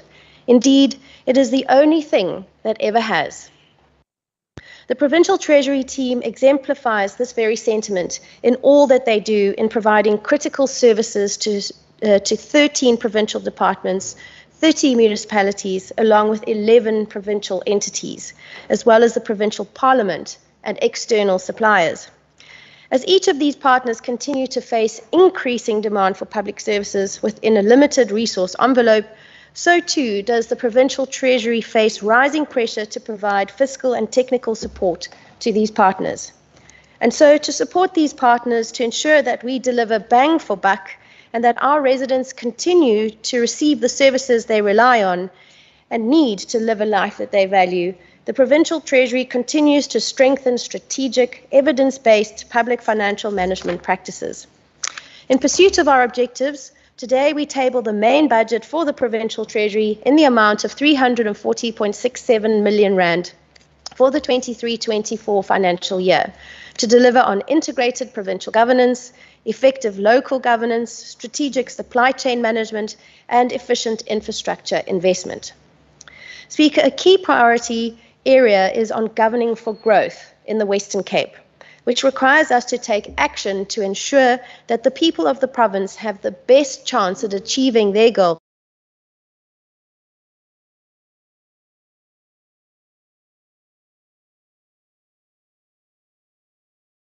And that the right controls are in place to entrench and continue with this progress, and that we're able to report clearly on progress. During the 23-24 financial year, the Treasury will focus on unlocking the inherent value of good governance systems across departments, public entities, and municipalities through strengthening integrated service delivery and governance transformation to achieve inclusive growth. In the coming year, we will move beyond ensuring compliance towards becoming an enabler and a reliable partner driving service delivery improvement across the province. Through the addition of a service delivery performance element to good governance, the focus will include an integrated approach to optimize processes and to place value for money for the residents of the Western Cape on the forefront of what the Provincial Treasury does. This will require the Treasury to ensure that it strengthens systems of planning and budgeting and reporting and invests in the skills needed for the future and in building those required systems. The Treasury has developed 2 instruments to shift the arc in terms of responsiveness of the budget process and resource deployment to achieve this. The first is the Fiscal Futures Project. Given the uncertainties in the fiscal outlook, the energy crisis, global instability, and inflation, managing the fiscal framework for the province has become much more complex and more uncertain. The declining provincial equitable share, with a national population that is rapidly urbanizing, the effects of COVID-19 and semigration into the Western Cape requires us to line up the right resources at the right time behind the right set of values of investments to unlock growth and poverty reduction. The Fiscal Futures Project is a very useful tool which allows us to examine critically if we're making the right choices to ensure sustainability and impact over the long term. Phase 1 of this project commenced in-house last year, and currently Phase 2 is building models of the potential fiscal futures of the Western Cape across various scenarios. And so to continue this vital work to ensure we are on the front foot in future, we will allocate 1.42 million in the 23-24 financial year and 964,000 rand in the 24-25 financial year for this project. Secondly, and complementary to the fiscal futures work, is the strengthening of our partnership with the World Bank Group, which has worked with us to prepare our first public-private partnership hospital in the Tygerberg redevelopment project, through mobilizing of private sector financing, and is currently working with us on a review of the investment needs of the education sector. This collaboration will ensure that the province's technical capacity in project preparation and managing the public-private partnership process is enhanced. Another partnership that the Treasury has worked to rapidly scale up and leverage is with the National Treasury and Government Technical Advisory Centre, or GTAC, to review both expenditure and program performance with the aim of constructively identifying areas for improvement in the implementation of strategic priorities. The 22-23 topics that were conducted with relevant departments are e-learning in the Education Department, agency and support outsourced services for doctors and nursing staff with the Department of Health and Wellness, enhancing access to government services and information by vulnerable people through the Tusong Service Centres and Outreaches with the Department of Local Government, and agricultural producer support and development with the Department of Agriculture. What makes the GTAC partnership so valuable is that it is rapid, structured, hands-on, and well-aligned to the Treasury's budget priorities in terms of driving productive and allocative efficiencies. In the 23-24 financial year, 500,000 rand will be allocated to undertake a further 3 expenditure reviews. Speaker, at the coalface of service delivery in the province are local municipalities. The strategic priority of effective local governance has 2 pillars in its approach to strengthening effective local governance in the province, namely sustainability and growth. Historically, the focus has been on vulnerable municipalities and in taking early action to avoid situations of fiscal distress that would require interventions in terms of Chapter 13 of the MFMA, such as what is now underway in Beaufort West. The Treasury identifies municipalities at risk of potential financial problems through its monthly in-year monitoring reports and closely monitors them in conjunction with the Department of Local Government and the Department of the Premier. Each of these municipalities has their own context requiring different approaches. We also know that most municipalities in the province are well governed, and the proof of which is borne out in the most recent municipal audit outcomes, in which 90% received clean or unqualified audits. These municipalities will receive further support from Treasury in sustaining good governance to achieve more inclusive economic growth so that we can keep taking the right action to deliver better services to residents and a better future. Treasury will therefore increase its focus on well-governed municipalities to drive the growth agenda. And so in 23-24, to support municipalities to improve their financial management capabilities, to develop human capacity, and to provide financial aid to improve overall financial governance within municipalities, we will allocate 55.14 million rand over the MTEF through the Financial Management Capability Grant. We are proud of the relatively strong financial performance of municipalities in our province, and we are committed to investing in further strengthening their financial management capabilities.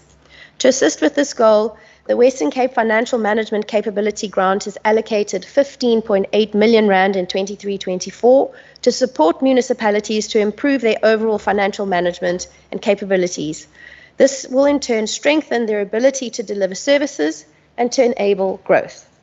Grant allocations are primarily directed at financial management projects in 4 broad areas: effective local government, efficient infrastructure investment, strategic supply chain management, and integrated provincial governance. Specific projects are identified in consultation with municipalities and mostly emanate from needs identified through the Treasury's in-year financial performance monitoring and engagements with municipalities during the course of the year. Specific projects that will be supported in 23-24 includes the development of long-term financial plans for Saldanha Bay, integrating automated tariff modeling applications within financial systems in Bergrivier, the rollout of revenue enhancement initiatives in Cederberg and George, as well as financial system automation for the Overberg district. The grant framework allows Provincial Treasury to prioritize projects that supports long-term economic growth, that have a higher likelihood of successful implementation and provides value for money, and also includes co-funding from municipalities. The PTE follows a differentiated approach in supporting municipalities. While allocations are mostly directed towards projects that reduce general financial vulnerability, municipalities in good financial standing are also supported to lead on the development of best practices that can benefit more than one municipality in the future. For example, the allocation towards Saldanha Bay Municipality will support the development of a model which can be shared with and customized by other municipalities free of charge. Similarly, funding is provided to Drakenstein Municipality for the development of a financial dashboard that will support executive decision-making. The grant also supports bursaries as part of our effort to build a pipeline of talented young people to work in our municipalities, ensuring that we are already investing in our next generation of finance managers and CFOs.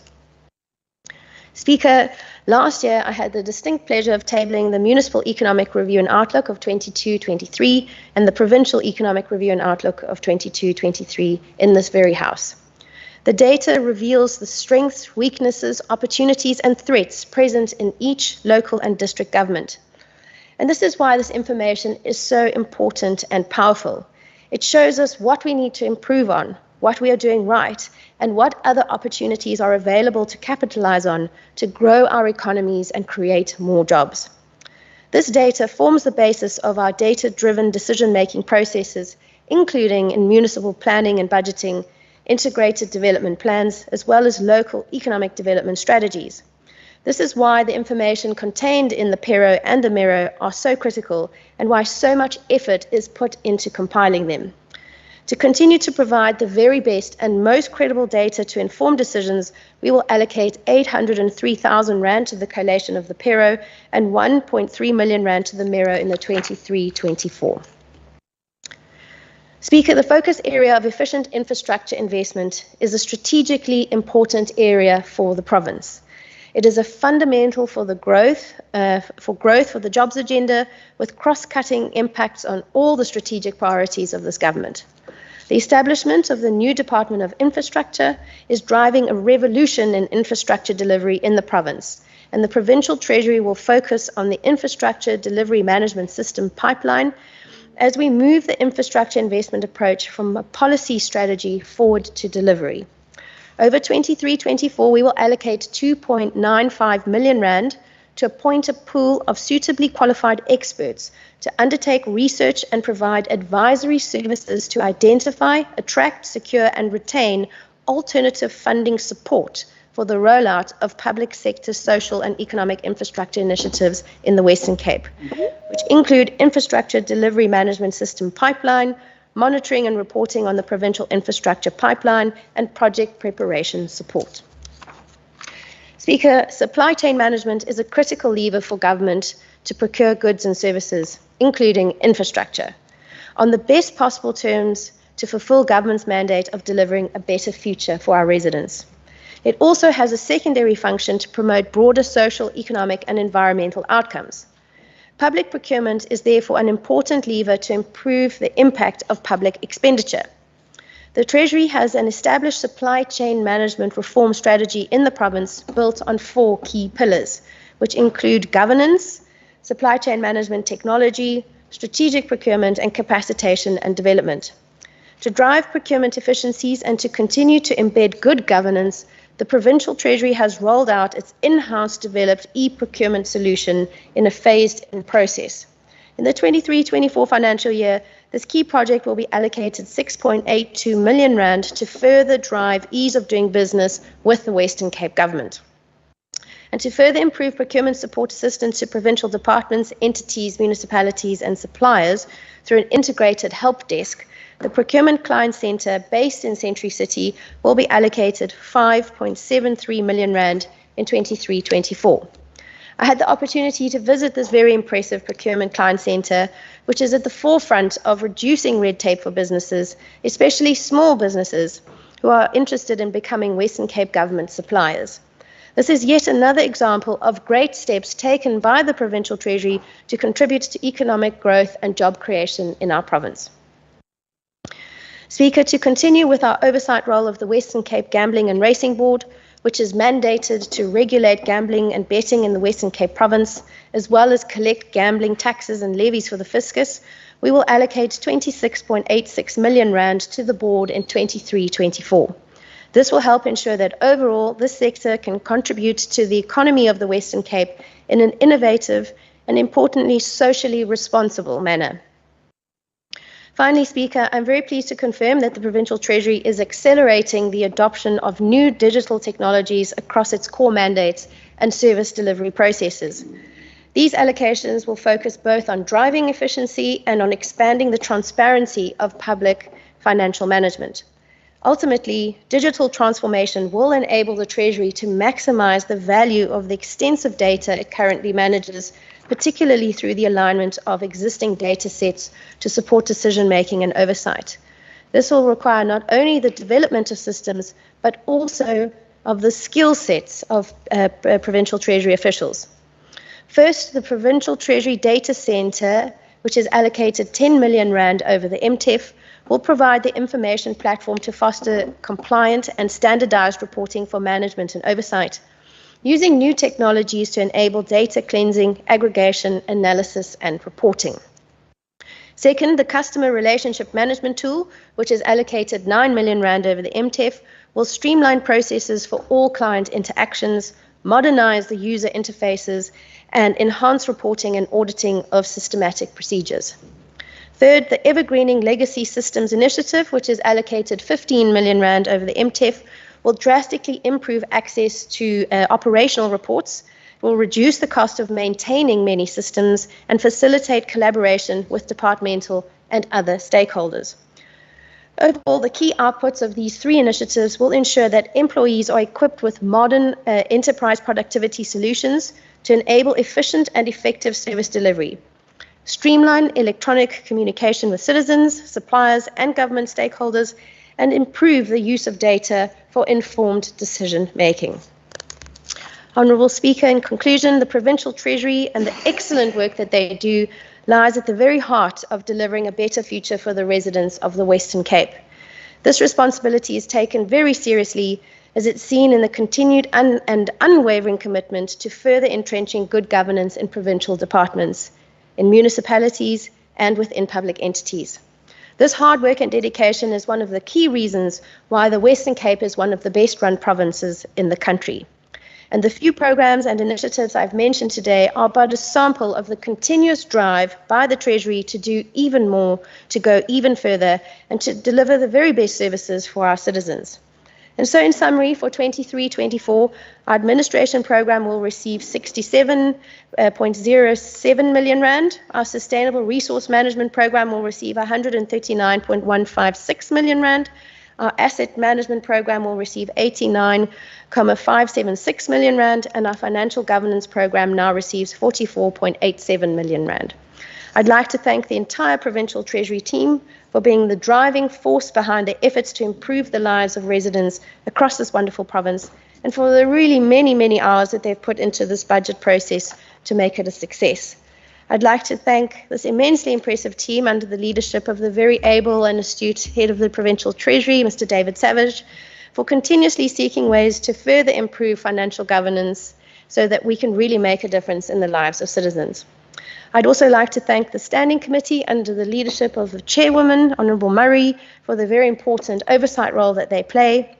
And I'd like to thank my ministry team for the enormous dedication and hard work that they put in. To conclude, Speaker, it's only through action and through the fierce urgency of now that we can deliver change and a future full of hope. I thank you. Dankie, agbare minister. Ek sien Honorable Mvimbi is die volgende spreker op die sprekerslys. Honorable Mvimbi.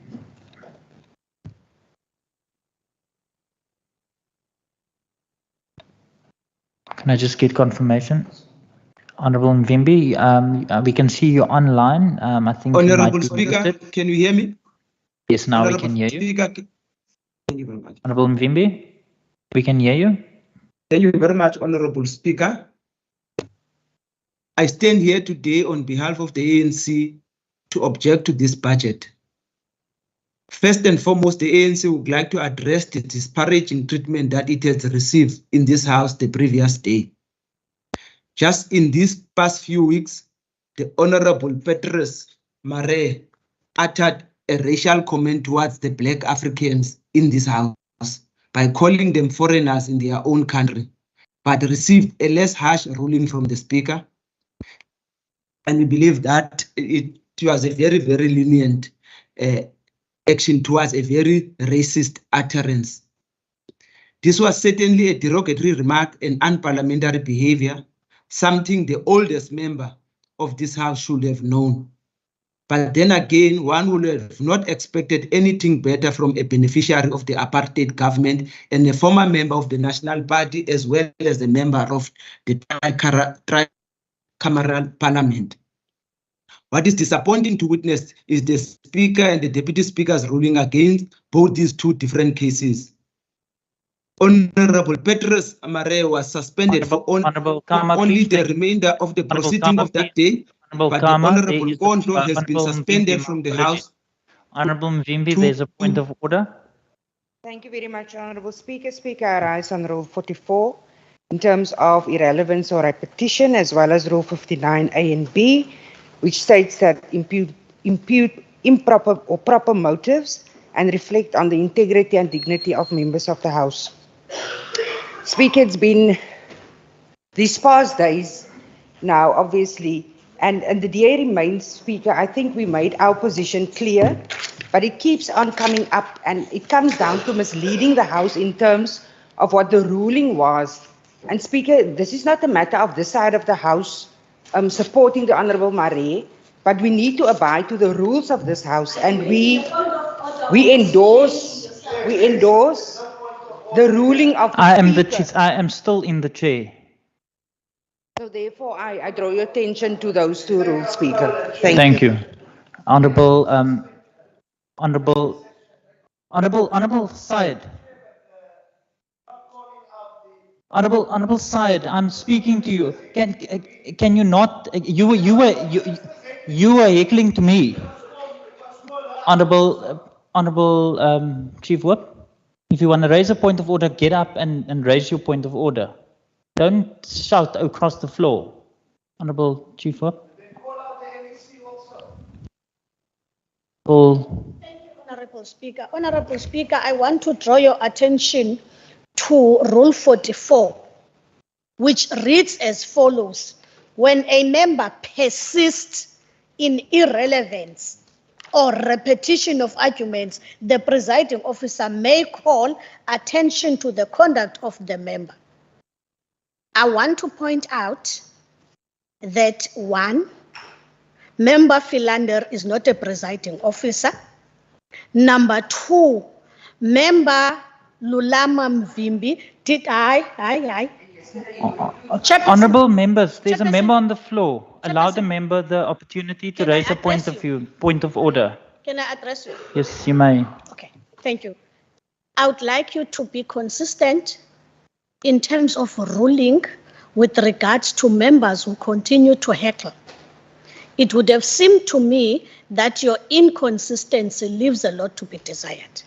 It's not the first time, nor the second time, but it's for the 10th time that Honorable Wenger, being seated here, continues to heckle when I'm addressing issues. I've highlighted 2, you see? Honorable members, honorable Minister, I'll see you now. Honourable Chief Whip. I've raised two issues. The one on persistence, which member Mvimbi did not persist in any manner, not unless member Philander is impatient and does not have any reason to listen to speakers when they go through their statements. Number two, as I've already said, that this rule speaks of a presiding officer who may and not on any other member. Now, I want you to take note of the abuse of that specific role. Number three, Speaker, I would like really what you do on the right hand, you do it on the left hand side. In law, that is a mutatis mutandi principle. It is really difficult to sit in a house where some other people are treated fairly and others are treated with disdain. Since I've been sitting here, I've noted many instances where it is difficult, really difficult for you, Mr. Speaker, when people are drowning a speaker from that other side, you don't say you are drowning your own member, but you find it very nice to tell members of the side when they're drowning their own speaker. Thank you. All right, honourable members, there's two things that I want to address.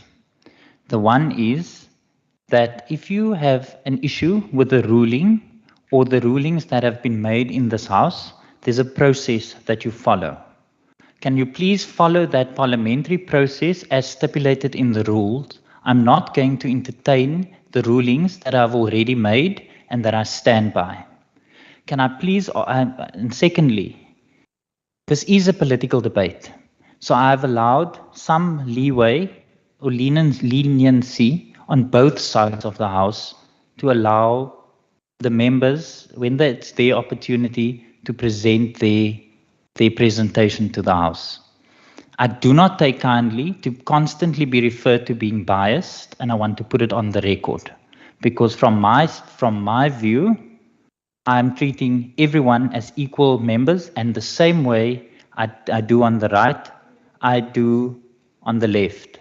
If you have a problem with any ruling, please follow that process. Honourable Minister, is there a different point of order? Because I've now ruled on those points of orders, and I'm going to ask that we continue. Okay. Thank you very much. Honourable Mvimbi, my apologies. You may continue.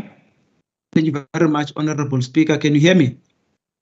Yes, I can hear you. I just want to remind all further speakers that please note that this is the budget vote. So please, I'm going to listen very carefully that we just please stick to the budget votes. Thank you very much, Honourable Speaker. Honourable Petrus Mare was suspended for only the remainder of the proceeding of the day, but Honourable Nkondlo has been suspended for the House for 2 consecutive sittings. The disparaging treatment toward the ANC is very palpable, and yes, this is a race issue. Honourable Mvimbi, I have ruled on that exact point that you are representing to the House.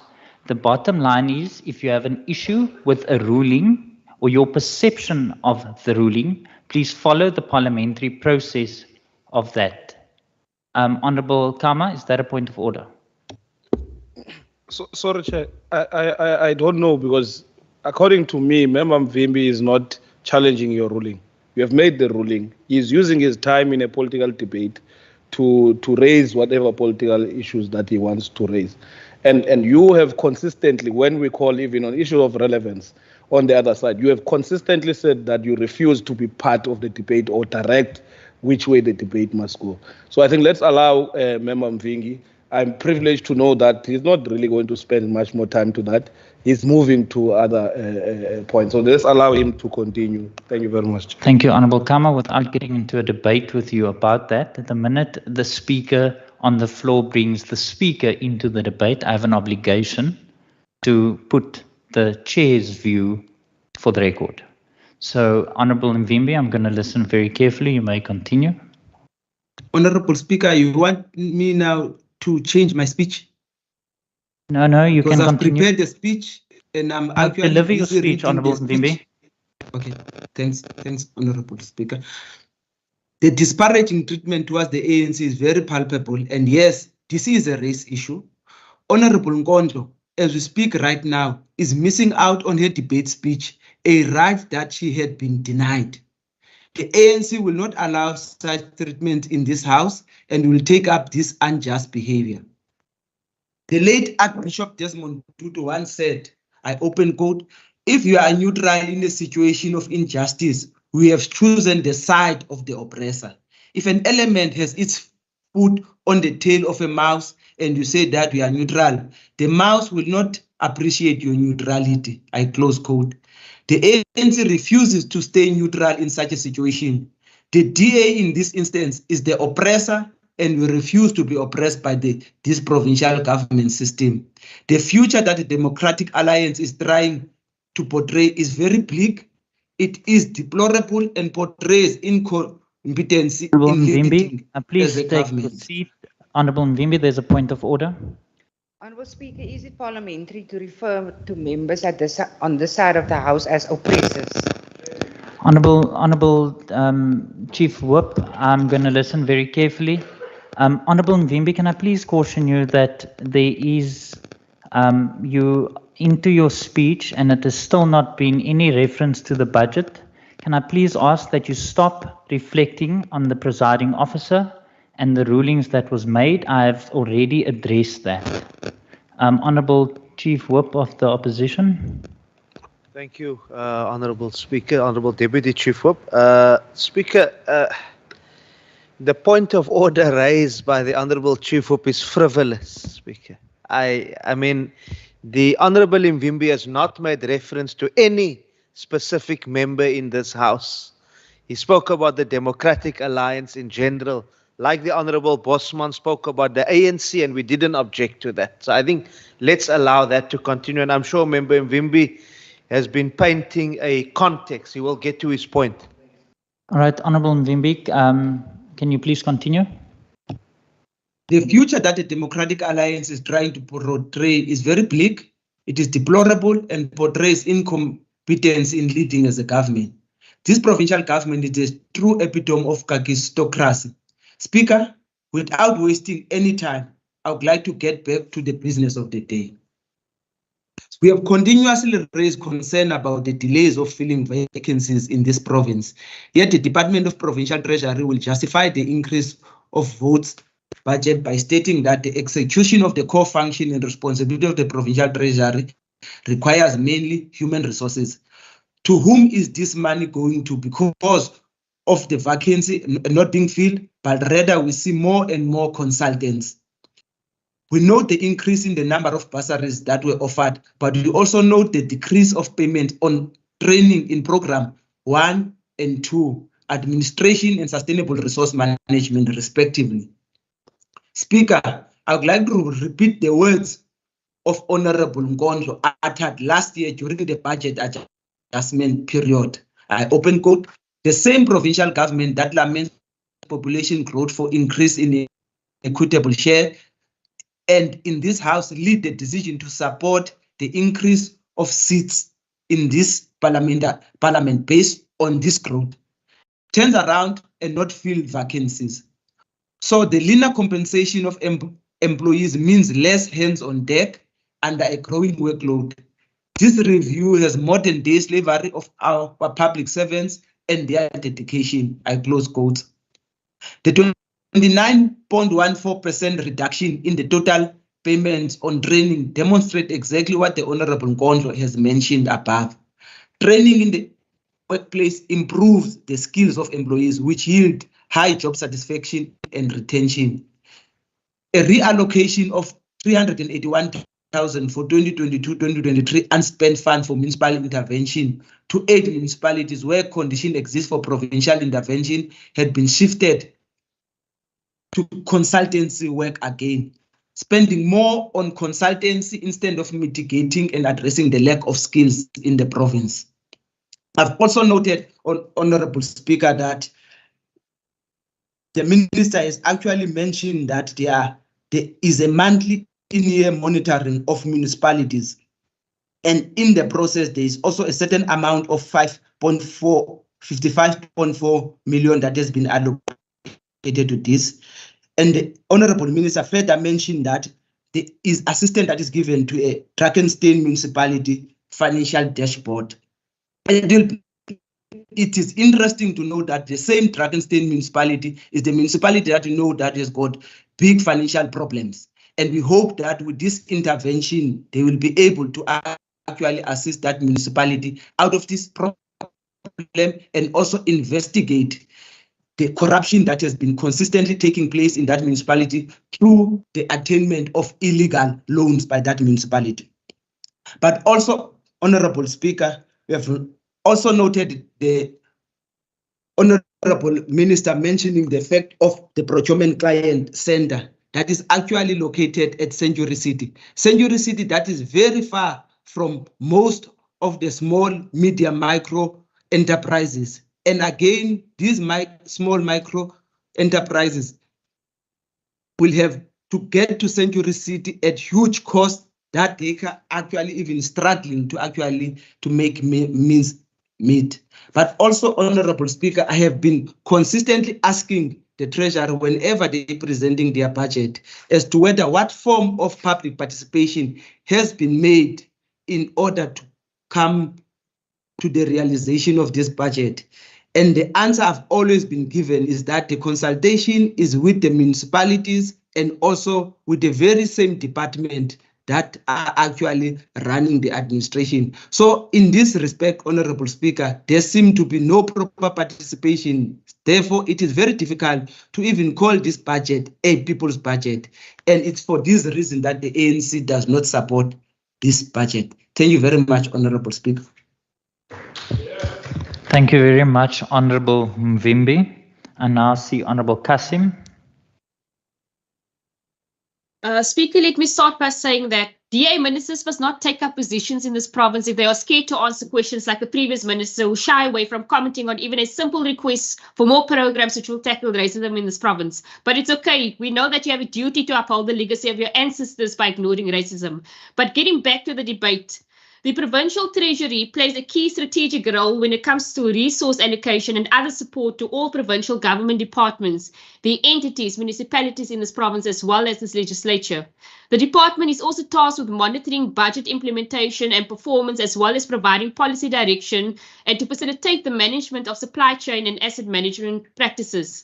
Whilst the list of its main functions and duties is expansive, it is also important to note that this department also have a duty to assist individual provincial ministers with the functions assigned to them by legislation, and the budget allocation to this board must enable the department to execute these functions and more.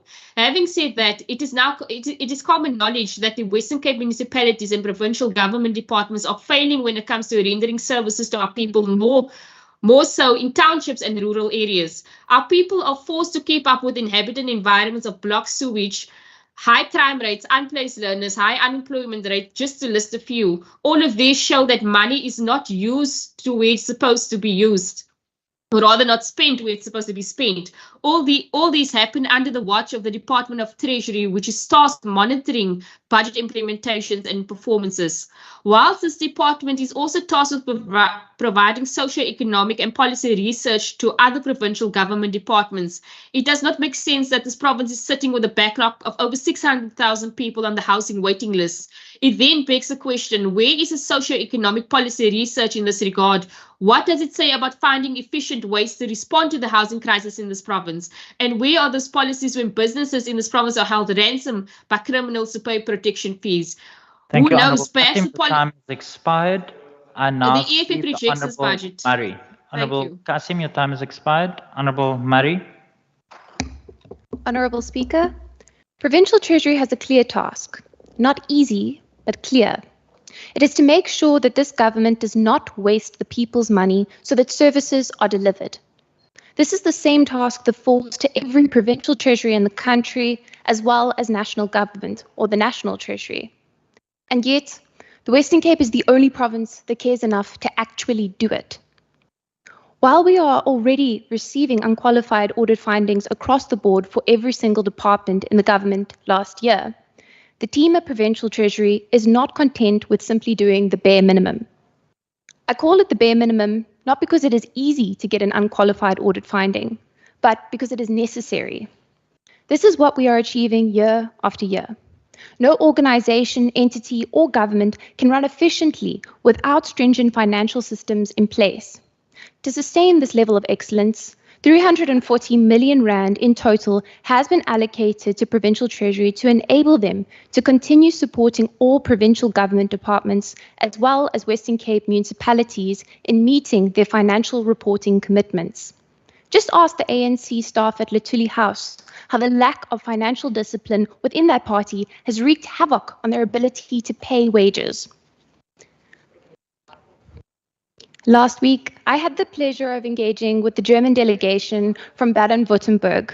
They asked me, quite out of the blue, pardon the pun, what is it that makes the Western Cape so regionally strong compared to other provinces? I was able to answer this quite easily. It's because of how seriously we treat our auditing processes. Honourable Speaker, discipline, monitoring, reporting, and evaluation are not flashy and attention-grabbing words. And yet, they form the basis of all the good work that this government does.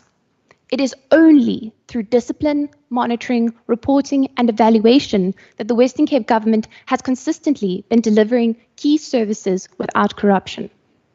The DA-led Western Cape government understands, much like South Africans, that the taxpayers' money belongs to the people. It is meant to build schools, clinics, and housing to enhance lives and livelihoods of our residents, promoting dignity, safety, and jobs. This is because this government is guided by caring principles. Unfortunately, the same cannot be said for ANC-led governance. Their lack of commitment to these caring values was demonstrated most recently by the tragic death of 4-year-old Langalam Veki, whose body was found at the back of a pit toilet in Eastern Cape this month. In response to this tragedy, the National Department of Basic Education said that it is picking up a pattern. This is a tragedy. It speaks to service delivery failure of the highest order, and it shouldn't be a pattern. The ANC does not care, but the DA-led Western Cape government does.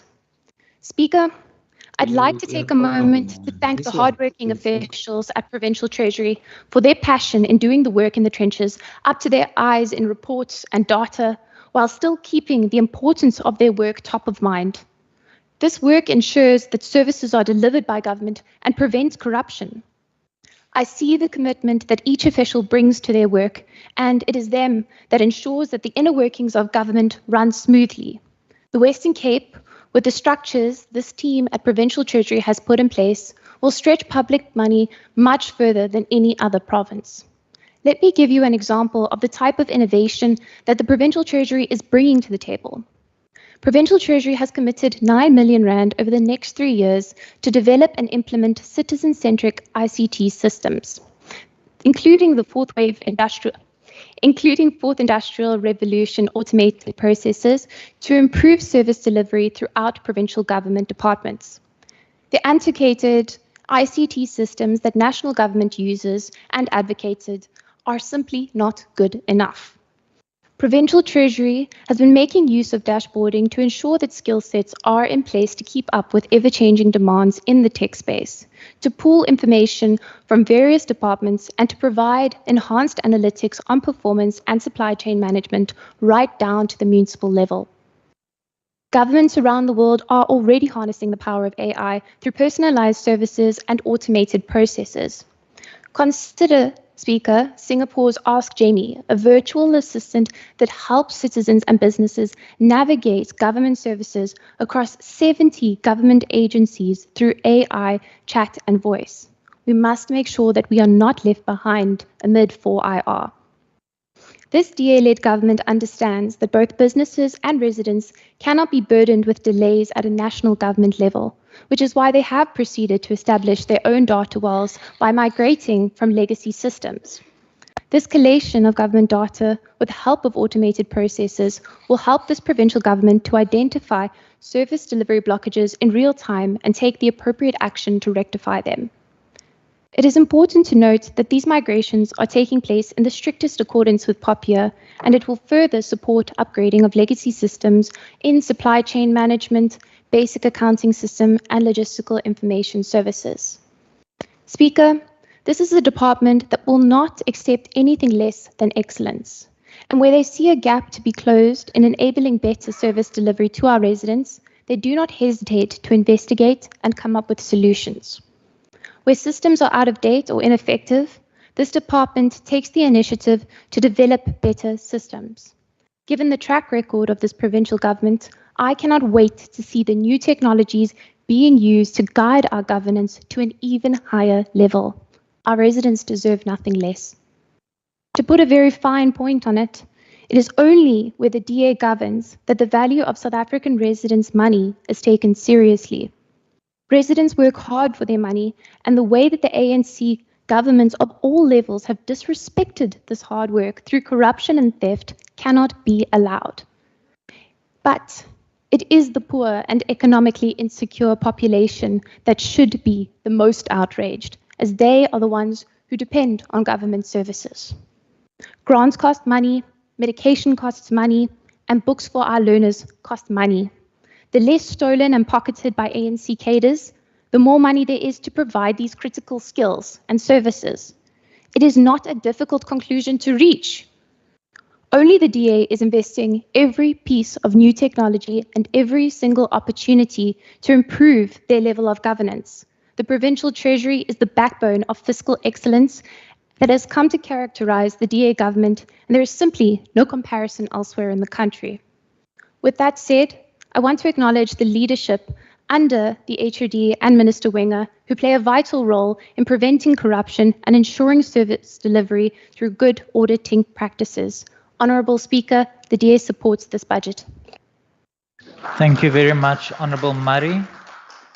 I now see the Honourable Kama. Is that a point of order because the Honourable Murray has just taken a seat?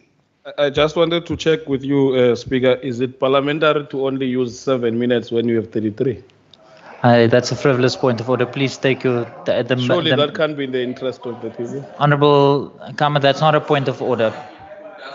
Honourable members, there was a point of order. I ruled that that is not a point of order. The member took his seat. Honourable Syed, is that another point of order? Chair, can I propose that the rest of the time be given to Member Bosman, Chair, because he misses that portfolio, Chair. I now see, Honourable Syed, that is not a point of order. Can I ask that the Honourable Minister, order members, Honourable Minister, over to you. Thank you, Speaker. I will respond to some of the comments that actually related to the budget. The vast majority didn't. Just on the question of cost of employment and vacancies. I mean, we're trying for a leaner public service. We don't agree with the ANC's approach of a bloated public service that is inefficient. We are in for a lean and efficient public service, and we also understand that there is no one-size-fits-all when it comes to personnel management, which is why each department makes their own strategic decisions. So it's also interesting then that we have the leanest public service, but we also get the best results. On municipalities, Honourable Mvimbi mentioned specifically Drakenstein. I'm not sure exactly what he was referring to when he was talking about illegal loans, but I do know that that municipality borrowed in order to develop infrastructure to support growth and development there, and they've made very good progress to return to financial sustainability there. Then on public participation on the budget, as mentioned in the Standing Committee, we start off with the PERO and the MERO, and those are workshops with municipalities, their stakeholder engagements across the province on those two founding documents, with sessions including with other public entities like the Children's Commissioner, so that children too can participate in the budget. We then launched the Messages for Murray campaign this year and even had pop-up stores at First Thursdays. So there certainly was a drive to get public to participate in the budget and the budget speech specifically. To the Honourable Member from the EFF, I thought it would be useful to know, for her to know, that we do in fact get the best audit results in the country, in this province. The 2021 General Household Survey by Stats SA shows that residents in the Western Cape have a better quality of life compared to any other province in South Africa. 99.4% of households have access to piped or tapped water. Less than 4.9% of households reported water interruptions, while the national average is 30%. 94.5% of households have access to improved sanitation. 94.8% of households with access to flush toilets. The Western Cape has the highest number of households that get refuse removal at least once a week. 95% of households are connected to the mains electricity supply. The Western Cape has the highest number of children in preschool and grade R. And 71% of Western Cape households derive their income from salaries, which is the highest in the country. And it speaks to the relatively high number of people employed in our province compared to others. And then finally, to Honourable Murray, thank you very much for your thoughtful inputs on this debate. I then conclude the debate. Thank you, Speaker. Thank you very much, Honourable Minister. Honourable members, that concludes the debate on that vote. I'm going to allow, if I don't know if there's any other officials that needs to come, or if everyone is here. Can I continue, Minister?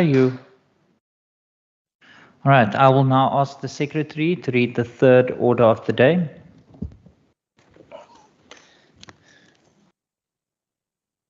Debate on Vote 5, Economic Development and Tourism, Western Cape Appropriation Bill. Thank you very much, Honourable Secretary. Give the Minister 1 minute to just...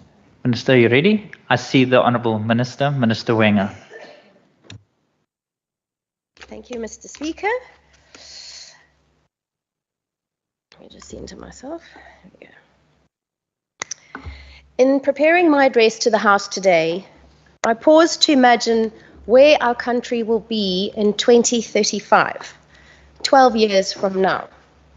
If you'd allow me, I'd like you to engage in the same thought experiment. In the year 2035, what will be happening in our economy? Will we have solved the power crisis? Will we have enough jobs for future generations? Will we be rolling back poverty, crime, and hunger? Will there be hope? If you ask these same questions to many citizens of our country right now, I'm sure that the responses you will receive will be negative. In fact, for many, thinking too far into the future will create anxiety and stress, because most people rightfully believe that South Africa is going in the wrong direction. Speaker, or Chairperson, now I'd like you to imagine a different, better future. A 2035 where our provincial economy is growing at between 4 and 6% per year, where we are creating hundreds of thousands of new jobs, lifting people out of poverty, where our businesses, big, small, and informal, have the energy, water, infrastructure, skills, and technology to grow and succeed, where a child, no matter where they are born, has the pathway to a better life. If you present this alternative, better future to any citizen in our country, I'm confident that their anxiety will be replaced by a feeling of hope. The sort of contagious hope that cannot be contained and which instills optimism in the future. Chairperson, while this is a thought exercise, it really is the choice that faces us all. We have before us two futures, one full of hope and the other full of anxiety and continued decline. Here in the Western Cape, we know exactly which future we will be pursuing, and we are determined with unbridled passion to achieve a better future full of hope through real, decisive action. And that is why, under the leadership of this department, we have formulated a new economic growth strategy for the Western Cape, the Growth for Jobs Strategy. Its vision for the provincial economy is one that achieves breakout economic growth to achieve sufficient employment and opportunity, which is inclusive, sustainable, resilient, diverse, and thriving, generating confidence, hope, and prosperity for all. And to get us to this better future, it sets the courageous goal of growing the economy by between 4 and 6% per year in real terms, and for the provincial GDP to be 1 trillion rand in 2035. The strategy also clarifies that how we grow our economy is just as important as the growth itself. In this way, the Growth for Jobs strategy distinguishes itself from previous approaches by providing a long-term perspective with clear targets framed within defined principles. Importantly, it's centered in an all-of-government approach to addressing key binding constraints in the economy by creating an enabling environment for the private sector that rapidly accelerates our economic growth. It puts into action boldly what too often is said as lip service. It's the private sector, which includes the township and informal economy, that creates jobs. And it is the role of government to unlock and enable its enormous potential for change.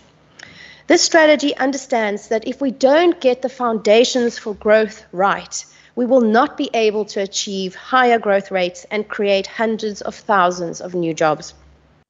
And so it sets 7 priority focus areas for the Western Cape government to unlock and enable growth with ambitious stretch targets that push for rapid change. These focus areas are energy, investment, exports, water, infrastructure, technology, and access to opportunity. I look forward to sharing the ambitious stretch targets we have set ourselves as we finalize the strategy imminently, and which will unite our government behind a common goal to fundamentally change the trajectory of this province for the better. I'd like to use this opportunity to thank the DDAT team under the leadership of our head of department, Mr. Velile Dube, for leading from the front in formulating this bold plan. While several aspects of the strategy will also be implemented by other departments, DDAT will play a central role in coordinating this all-of-government approach to growth, and I thank them for their leadership and their courage. And so, Speaker, it's a privilege for me to table before you Vote 12's Budget for Growth and Jobs today, with over 1.5 billion rand allocated over the 23 MTEF. This includes 512.78 million rand in 2023-24, 519.81 million in 24-25, and 528.42 million in 25-26. Speaker, in the Premier's State of the Province address last month, he made it clear that while electricity provision is not a provincial government mandate, we will not neglect our duty to our citizens during this time of crisis. We will step up and step in to help keep the power on. Because you don't need a Minister of Electricity if your head of government leads from the front to get the job done. And so 1.1 billion rand has been boldly set aside in the 23 MTEF to give power back to the people. And DDAT will have an important role to play as part of this all-of-government plan. Over the 23 MTEF, the department is allocated 55.5 million rand for alternative energy support for small, medium and micro enterprises in the province to support them in mitigating the devastating effects of load shedding. This support will be critical to helping businesses, including in township and informal economies, to continue to trade. A further 24 million rand over the MTEF has been allocated to the Green Economy Municipal Energy Resilience Strategy to continue to build energy resilience in municipalities across the province. The Green Economy Ecosystem Support Project will receive an allocation of 25.9 million over the MTEF to stimulate the development of green industries and to facilitate improved resource efficiency and sustainability of businesses in our province. And 60 million rand has been allocated over this time to the Freeport Saldanha and Westgrove for the development of green hydrogen. The budget will be allocated towards developing and implementing a green hydrogen strategy and implementation plan, which will include technical requirements and infrastructure readiness towards green hydrogen development, establishing a green hydrogen hub in Saldanha Bay, and establishing a green hydrogen corridor along the coast to the Northern Cape and potentially into Namibia. It will also include creating an enabling environment and identifying first mover advantages to attract investments and international funding into the Western Cape. Speaker, to enable higher levels of economic growth, we need much higher levels of investment, both domestic and foreign. The truth is that the national government makes realizing this objective very difficult. From the energy crisis to widespread corruption and looting to decay of critical infrastructure, the national government is currently an obstacle and not an aid in attracting investment into South Africa. And so we must do as much as we can here in the Western Cape to ensure that we roll out the red carpet for investors and land the investment that we need to grow the economy and create jobs. 36.42 million rand is accordingly allocated to Westgrow for investment promotion in 23-24, so that we can attract, facilitate and land job-creating investments in the Western Cape. I'd like to use the opportunity to congratulate the agency for securing 3 billion rand in new investment declarations between April and December of last year. Speaker, we'll also allocate 40.9 million rand to the Atlantis Special Economic Zone for green technologies for this upcoming financial year. I'm also pleased to announce that this entity will start the financial year with the delivery of civil infrastructure that will enable new investments into the zone. They are also currently evaluating applications from prospective investors to the value of approximately 7.4 billion rand, including renewable energy, independent power producers, manufacturers of lithium batteries, and solar PV manufacturers, to name a few. And they will continue to focus on skills and enterprise development in the Atlantis community, ensuring that investment benefits residents. Speaker, and lastly, as part of our focus on attracting investment, 9.4 million rand will be allocated to Freeport Saldanha for a project preparation facility on port infrastructure at the Port of Saldanha. Following a pre-feasibility analysis, the entity will embark on a more detailed work project to unlock the development of port infrastructure in the Port of Saldanha and to enable private sector participation and investment in developing the port into the future. Speaker, despite numerous shocks to the economy, both at home and abroad, there has been a shining success story for the Western Cape economy over the last decade: booming export growth. According to the Provincial Economic Review and Outlook of 2022, between 2012 and 2021, real exports in the Western Cape expanded by an impressive 39.8%, of which agriculture and manufacturing made the most significant positive contributions. When something is growing this impressively, you unlock and enable it further so that you can leverage its full potential. And so enabling export-led growth is a top priority for the Western Cape government and for this vote. It is for this reason that in 2023-24, we will allocate 32.85 million rand to Westgrow to enable its trade promotion activities. Between April and December last year, these activities allowed for 2.5 billion rand in trade declarations to be signed. Westgrow is also doing pioneering work in leveraging technology to get Western Cape products to more places in the world. Their virtual Cape Trade portal has connected Western Cape exporters with key markets and now has an impressive 670 verified exporters registered and more than 4,000 Western Cape products and services on board.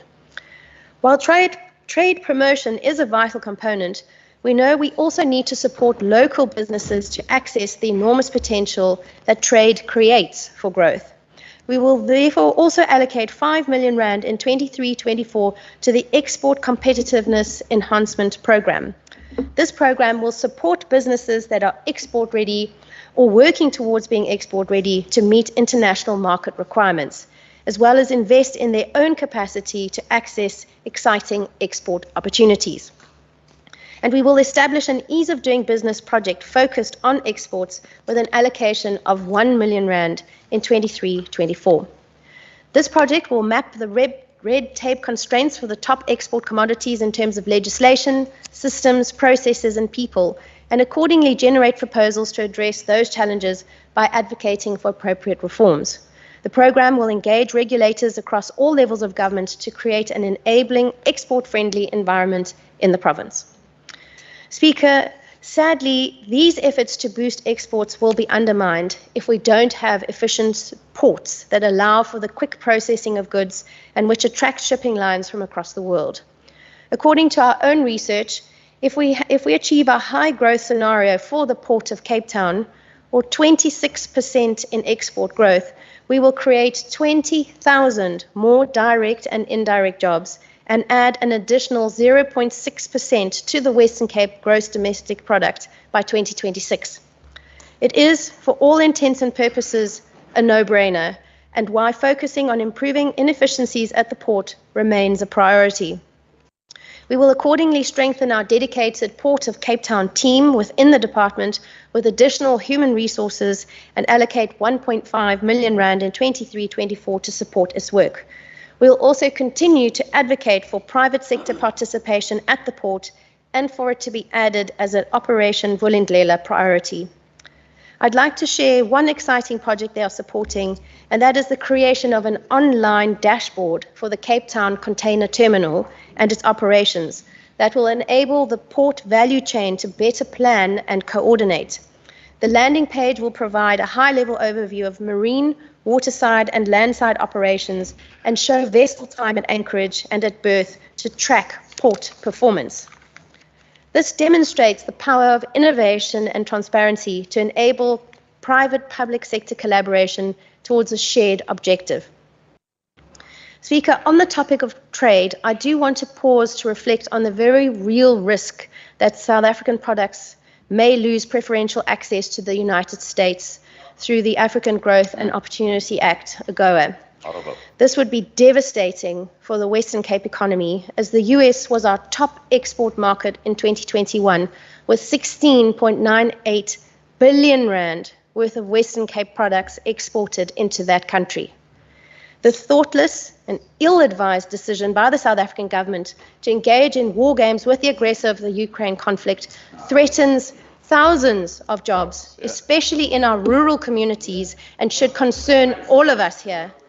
It is equally concerning that President Putin might have red carpet rolled out for him in South Africa if he attends the BRICS summit, despite an ICC warrant out for his arrest. It is not in the national interest, Order, members, nor I is can't it in the hear the interest minister of on job the floor. creation of any province in South Africa. The Western Cape government will advocate hard for preferential access for South Africa under AGOA to continue, and we urge the South African government to please get their priorities straight and do the same. Speaker, I'm sure you will join me in celebrating. Members, order. I can't hear the minister. I'm sure you'll join me in celebrating that tourism is back in the Western Cape. Two-way international passengers through Cape Town International Airport in January this year was 97% of January 2019. In the same month, Cape Town recorded the highest number in tourist arrivals from overseas markets amongst South Africa's 3 top airports, and our key source markets of the UK, Germany, USA, Netherlands, Canada, Italy, Belgium, and Zimbabwe all have recovery rates exceeding 100%. This growth is also reflected in our hotel bookings, with data from the South African Hotel Review showing that hotel occupancy for the Western Cape in December had a recovery rate of 106% when compared to December 2019.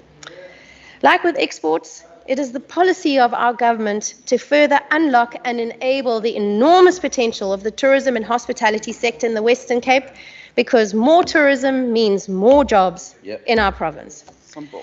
To achieve this goal, we will allocate 55.98 million rand to West Growth for tourism promotion in the 23-24 financial year.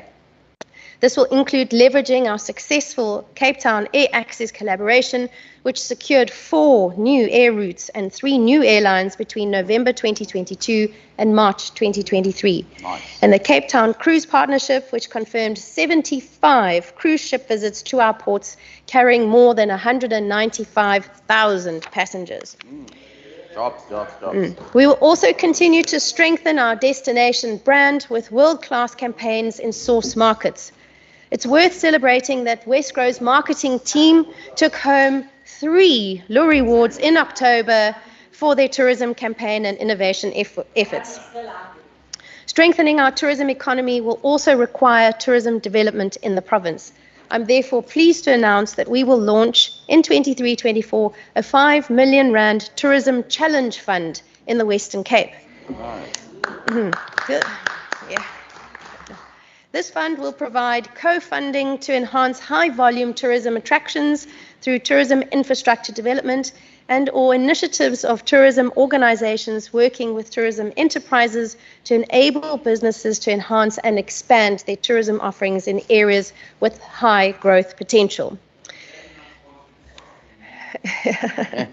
We'll also focus on a key enabler of the tourism economy identified by the tourism and hospitality sector themselves: skills. With a R1.5 million allocation in 23-24, we will look to revive a provincial tourism skills forum with the aim of coordinating skills development. We will help train 100 frontline workers in customer care, and we will recognize and celebrate service excellence through our annual Lilizela event and competition. Finally, in line with our legislative mandate, we will allocate R1.15 million in 23-24 for the registration, development and monitoring of the tourist guiding industry in the province. The growth of this sector will be supported through increased investment in skills development with the aim of delivering more compelling experiences to both domestic and international visitors. This will improve guides' employability and strengthen their resilience. Speaker, there is one key enabler that stitches through every priority that I've raised so far, and that is visas. If we cannot secure the critical skills our economy needs to grow or make it easy for new travelers to visit our beautiful country, we will not be able to secure high levels of economic growth. While border management and the granting of visas is a national competency, the unsatisfactory management of South Africa's visa regime is negatively impacting our concurrent provincial competencies of trade, tourism, and industrial promotion. Yep. And so advocating for job-creating visa reform will become a priority of this department. I was absolutely shocked to learn through a parliamentary reply by the Minister of Home Affairs in the National Council of Provinces that of the 13,887 e-visa applications that have been received, only 6,769 or 48% have been processed. Less than half were processed, and what's worse, only 440, only 3% were actually granted. 3%. Order, we are still members. Waiting Order, members. 1 year. Order, we are members. Still waiting for more than 1 year after the President announced in his 2022 State of the Nation address that South Africa would introduce a digital nomad visa. 1 year later. And a recent study conducted by our department found that most respondents thought the process of requiring a business visa or employing a foreign person was very poor when compared to other countries. Our system is broken. And so to begin our advocacy for job-creating visa reform in South Africa, we will allocate R1 million in 23-24 so that we can help get it fixed. Sure, well done. Doing national government's work again. Speaker, members, please as the settle Minister- down. The minister's on the floor. You are drowning out the speakers. And I'm speaking to both sides of the house.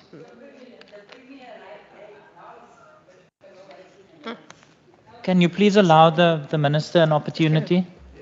Speaker, as the Minister in this portfolio, I have the great honour to meet with small and micro businesses owners across the province. These courageous entrepreneurs remind me every time of the quote by Walt Disney, who said, "The way to get started is to quit talking and begin doing." Yeah. They embody precisely what we mean when we talk about the need for action and the fierce urgency of now, because they demonstrate it every single day. Too often, though, the foundations that they need to succeed are lacking, from funding to electricity, infrastructure, or having to confront endless red tape. This is felt even more so in our township and informal economies, where additional factors such as crime impedes potential to grow and succeed. It is for this reason that supporting SMMEs remains an important focus for this department in 23-24 and indeed over the MTEF. In addition to the alternative energy support for SMMEs, which I've already spoken about, I'm pleased to announce that the SMME Booster Fund will be continuing in 2023 with an 8.18 million rand allocation, and 4.61 million rand has also been allocated for the continuation of the 22-23 Booster Fund projects for the year ahead. Well done. This fund is a demand-led, partnership-driven, collaborative model of enhancing the SMME ecosystem and delivering impactful interventions to selected and targeted categories of SMMEs and entrepreneurs, including businesses that are youth-owned, women-owned, and owned by people living with disabilities. I can also reveal that the department will be collaborating with the Johannesburg Stock Exchange on a small and medium enterprises acceleration program that targets growth-oriented SMEs and which includes incubation and acceleration support as well as access to finance and market contributions.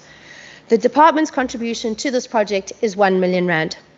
And 3.5 million rand has been allocated for a feasibility study to understand the potential for a venture capital credit enhancement fund in the Western Cape that could provide critical early support for potentially scalable businesses, especially in the tech sector.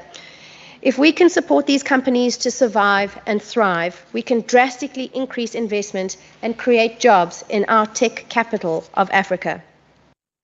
Another key enabler identified in our Growth for Jobs strategy is technology and innovation. While we innovate in everything we do and embrace technology in our work, we also need to help businesses, especially small businesses, to do the same. It is for this reason we will launch a business tech and innovation support program with a budget of 3.5 million rand in the 23-24 financial year. We'll target 100 SMMEs through a voucher scheme to encourage digital transformation and innovation, such as through e-commerce, digital marketing, search engine optimization, and website enhancements, among others. Where similar schemes have been undertaken internationally, it has resulted in impressive growth in the supported businesses, and we are looking to replicate this success in the Western Cape. Speaker, successful entrepreneur and founder of the Virgin Group, Sir Richard Branson, humorously said on his experience in business that red tape will often get in your way. It's one of the reasons I often carry scissors. In the Western Cape, it is our government that carries the scissors, and we are determined to cut even more barriers to growth, especially for SMMEs in the province. To assist with this objective, we've allocated 13.31 million rand for the red tape reduction unit in 23-24, with 43.51 million over the MTEF. The focus of this team will not only be on dealing with case-by-case incidents of red tape, but also on systematically identifying initiatives that could make it easier to do business across the entire province. A particular focus will be on helping remove regulatory barriers for the informal economy. In line with this approach, 1.05 million rand has been allocated in 23-24 to undertake communication, advocacy, training, capacity building, and culture change initiatives that seek to build capacity and enhance the performance of municipalities and provincial government departments in this area. Speaker, every month, I eagerly await the Stats SA report on selected building statistics for the private sector as reported by local government institutions. For last year, it has told a very exciting story in the Western Cape, and which demonstrates huge potential for job creation down the line. According to the study, between January and December last year, the Western Cape passed building plans worth 37 billion rand, more than any other province in South Africa, including Gauteng. The Western Cape also accounted for a third of all building plans passed in 2022, as well as 40% of all buildings completed in South Africa last year were in our province. And the value of building plans passed in the Western Cape... Order, members. Wait for it. Order, members. Wait for it. Order. The value of building plans passed in the Western Cape in 2022 totaled more than the plans passed in the Eastern Cape, Northern Cape, Free State, Northwest, Mpumalanga, and Limpopo combined.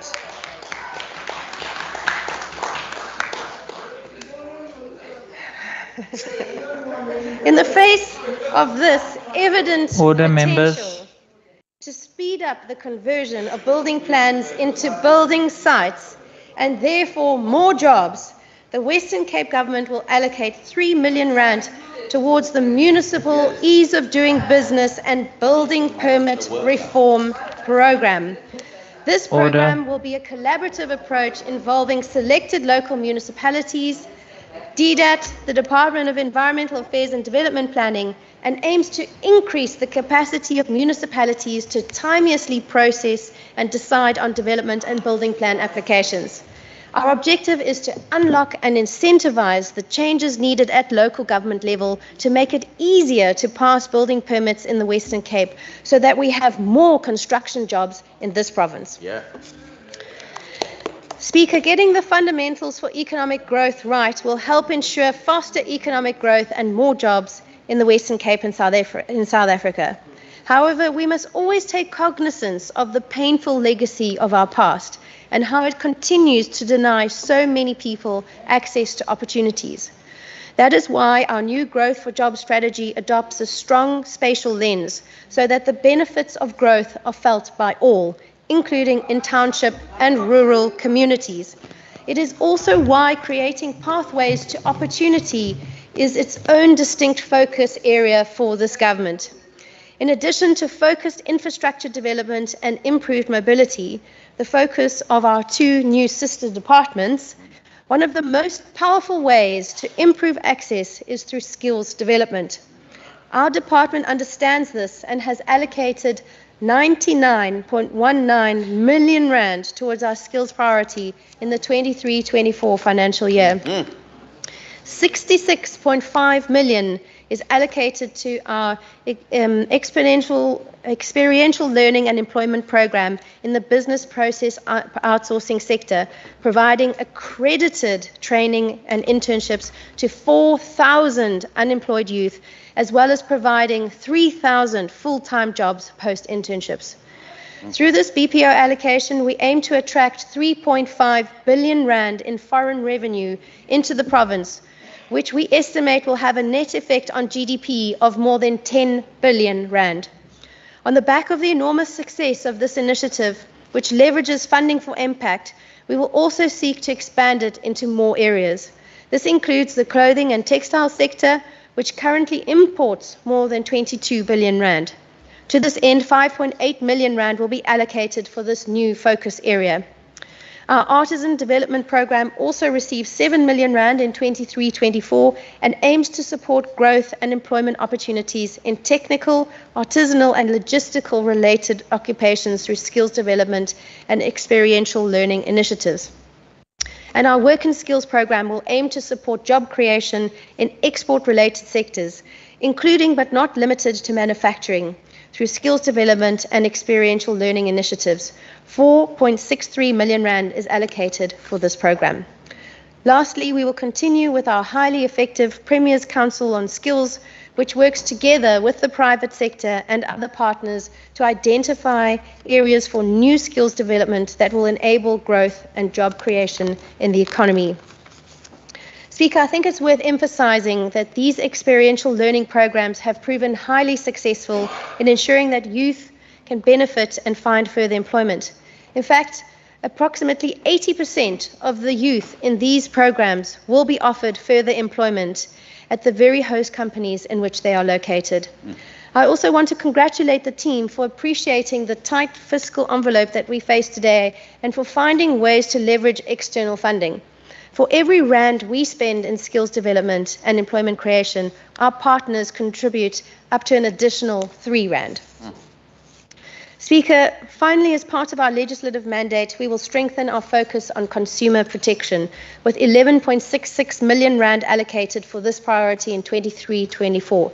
It includes 600,000 rand for the provision of a toll-free consumer contact centre for citizens of the Western Cape, so that every person can contact the Office of the Consumer Protector if they have a complaint, including Wackhead Simpson. 500,000 rand for enhanced awareness amongst vulnerable citizens on issues such as financial planning, budgeting, over-indebtedness, to name a few, and 400,000 rand, which is allocated for providing citizens with specific information about general consumer protection legislation. Speaker, the quarterly labour force survey results for Q4 of 2022 were cause for celebration in the Western Cape. Employment increased by 330,000 jobs year on year and 167,000 quarter on quarter.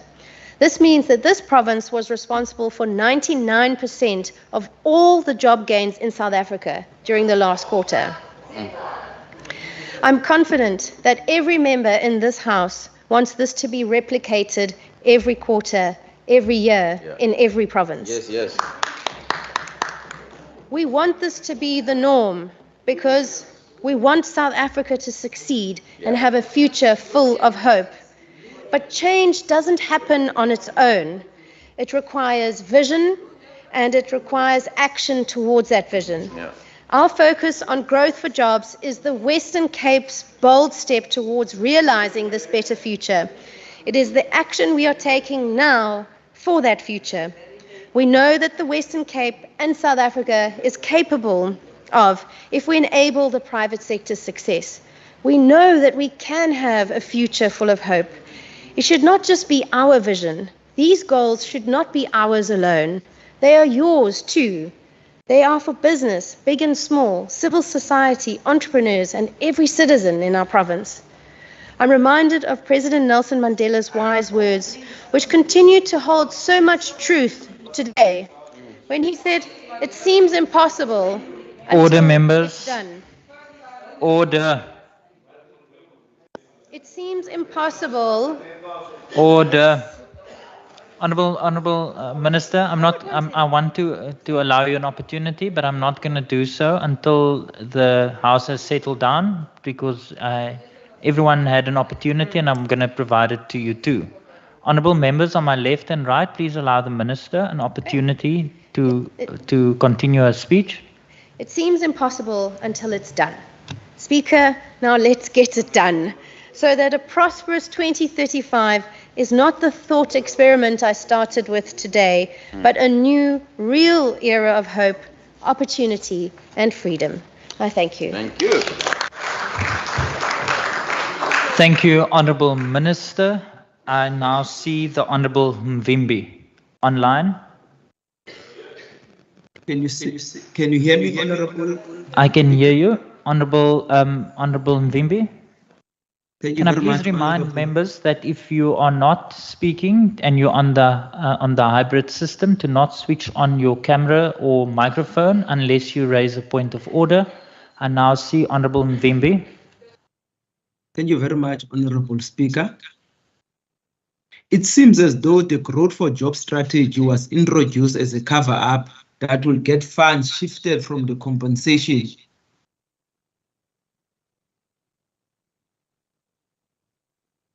Honourable member, Sorry.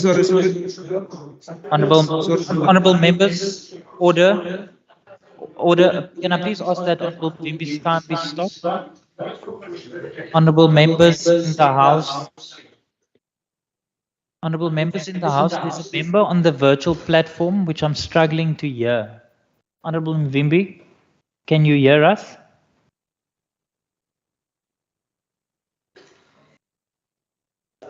All right, Honourable Mvimbi. Honourable Mvimbi, you're on mute. Can you please unmute yourself?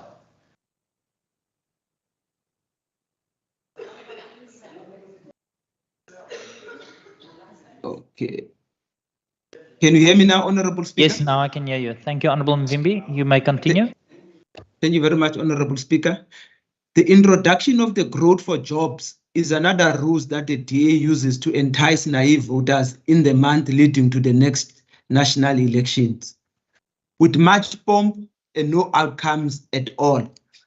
Premier Alan Winde made audacious declaration in his 2022 State of the Provincial Address that he will ensure jobs for every household. And it is only now that a Growth for Jobs strategy was announced in response And up to now, none of those jobs have been provided. As a result, this DA executive's pronouncements are not carefully constructed, nor are they based on scientific data, but are rather emotional in order to satisfy DA constituency and DA voters. This Bose budget continues to fail to address key issues that affect the citizens of this province. For this reason, Speaker, the ANC does not support this budget. One thing that the ANC constantly confronts the DA-led provincial government is the township economy as well as the informal economy. The only mention of these two economies is support that is not substantiated at all. No budget is allocated, nor is any information on the support given. The stance of the provincial government is crystal clear that they are against informal economy and they are also against township economy. A reduction of 98.62% in the skills development and innovation is another issue. It has become this provincial government trend to reduce this budget across departments. The DA's claim of job creation are not supported by any data, as the Provincial Economic Review Outlook of 2022 and the Municipal Economic Review Outlook of 2022 both contradicts the logic utilized in these provided documents. Data-led policy-making and decision-making requires much more from this government to not claim easy victories and say any lies. The growth for job strategy has not yet yielded any result. Instead, more and more consultant work is being prioritized, and funds that were initially allocated for compensation of employees get shifted to consultancy work. And it seems as though the growth for job strategy was introduced as a cover-up that will get funds shifted from compensation of employees to consultancies. This means that this department do not have in-house capacity and they will continue to use consultants as such. The Provincial Economic Review and Outlook of last year has suggested stopping the job crisis to becoming a social crisis. And we advise that this department pivot the growth for job strategy to address these crises. The ANC remain concerned about the structural issues of the Western Cape economy. We call for an enabling support for small, medium and micro enterprises in the form of financing, especially Black and female-owned enterprises. And we have seen the Pick and Pay project that is supported by this provincial government is failing in every respect in the township. This department is created to ensure economic development and unlock the potential of this province's economy for all, not a few, and should rise to the occasion of making sure that everybody participated in the economy in the spirit of inclusive growth. This evidence-led government that is loudly quiet about the informal economy, township and small towns economy, the ANC, quite frankly, will never be quiet on these shunned economies. The Western Cape government continue to fail to address the informal sector, even though the Bureau once again proved that this sector has continued to show growth, provided jobs during and after COVID-19. A lesson to learn from this sector is operating within a flexible environment with less red tape and hoping that the red tape reduction unit will document this lesson and share with municipalities who uses law enforcement to hinder trade of this sector. Because we have seen it has become a norm that this law enforcement seems to be always used to actually frustrate and inhibit growth in the informal sector, especially in the townships. It is time that the DA face reality and start supporting the informal economy for economic growth of this province and for the economic growth of these communities.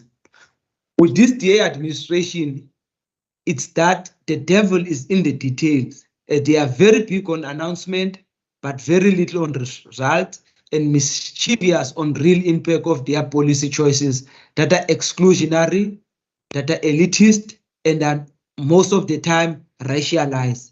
Speaker, the ANC will not support this budget vote. Thank you very much, Honorable Speaker. Thank you very much, Honorable Mvimbi. Honorable Class.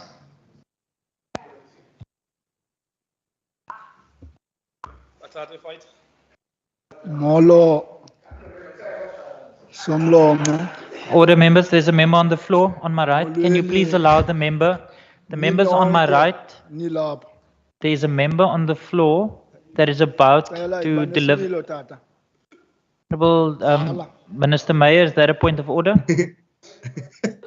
Honorable Minister, please. Honorable Member Class. Honorable Class, please take your seat. Honorable Class, please take your seat. There's a point of order. There's a point of order. Can you please take your seat? What are you doing, Chief? Sit down. Sit down. Honorable Class, there's a point of order, and according to the rules, you must sit down when I ask you to sit. We're going to hear what the point of order is. Sit down and you will hear the point of order. Honorable Minister, is that a point of order? Yes, Honorable Speaker, I would like to know if the Honorable Member would like to take a question. Honorable Minister, I'm going to pose the question because the member was acknowledged. Honorable members, I'm going to pose the question to the member because I have recognized the member, so he was on the floor. Honorable Member Class, are you prepared to take a question? Yes. You are prepared to take a question, so please take your seat. Honorable Minister, the member is prepared to take a question, so please pose the question through me to the member. Honorable Speaker, there is a conceptual difference between a shutdown and Mr. Is there a please take a seat, Honorable Minister. What's the point of order? Chairperson, on a point of order, you allowed a question, not a statement. What the doctor is doing is making a political statement. Honorable. Let him ask his question. He's now eating into the time of Honorable Member Class, which is unfair. Honorable Minister, please take a seat. Honorable Khalid, Honorable Syed, when you raise a point of order, can I please ask that this shouting and screaming and this aggression, can you please just raise your point of order? I mean, we speak to each other with respect so that the decorum of the House can be maintained. I got your point of order and I will rule on that. Minister, can you please pose the question? I'll pose the question very simple. Honorable Minister, please take your seat. Is that a new point of order? A point of order on you, Honorable Speaker. You can't raise a point of order on Chair, no. This is a political environment. When we speak in a robust manner, it does not mean that we are being rude or that we are not being polite. We are not here to be nice to one another. We are raising issues robustly so that oversight can be done appropriately. So one is not being aggressive, one is just raising issues with the necessary energy that is needed. I just want to clarify that. Thank you. Energy and shouting and screaming and disrespect is completely different things. So can you? Yeah, absolutely. We might be come from different backgrounds, and for that reason we must respect everyone. Honorable Minister, can you please, through me, my time is gone. Please pose the question. Please pose the question through me to the minister, to the member. Honorable members on my right, please. Speaker, my question is simple to the Honorable Member Class from the EFF.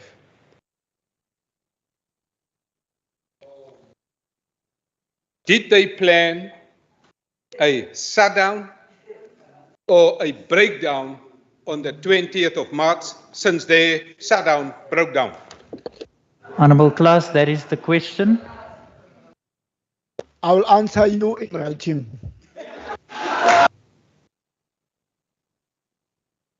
Thank you, Honorable Class. You may continue. Speaker, here we are dealing with a minister who has no clue whatsoever on what she is doing. She began her budget speech with a quote from Premier along the lines of Western Cape. He will be delivering a clear difference to residents and not plans or platitudes.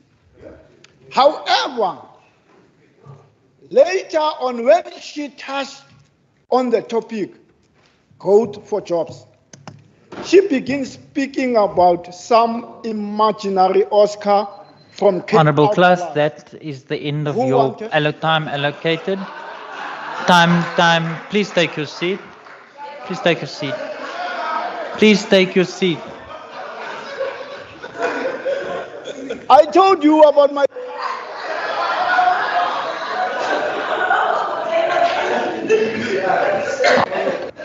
Honourable Class, that's unfortunately the rules, and I am applying the rules. I now see, Honourable Members, please settle down. I now see Honourable Murray. Honourable Murray.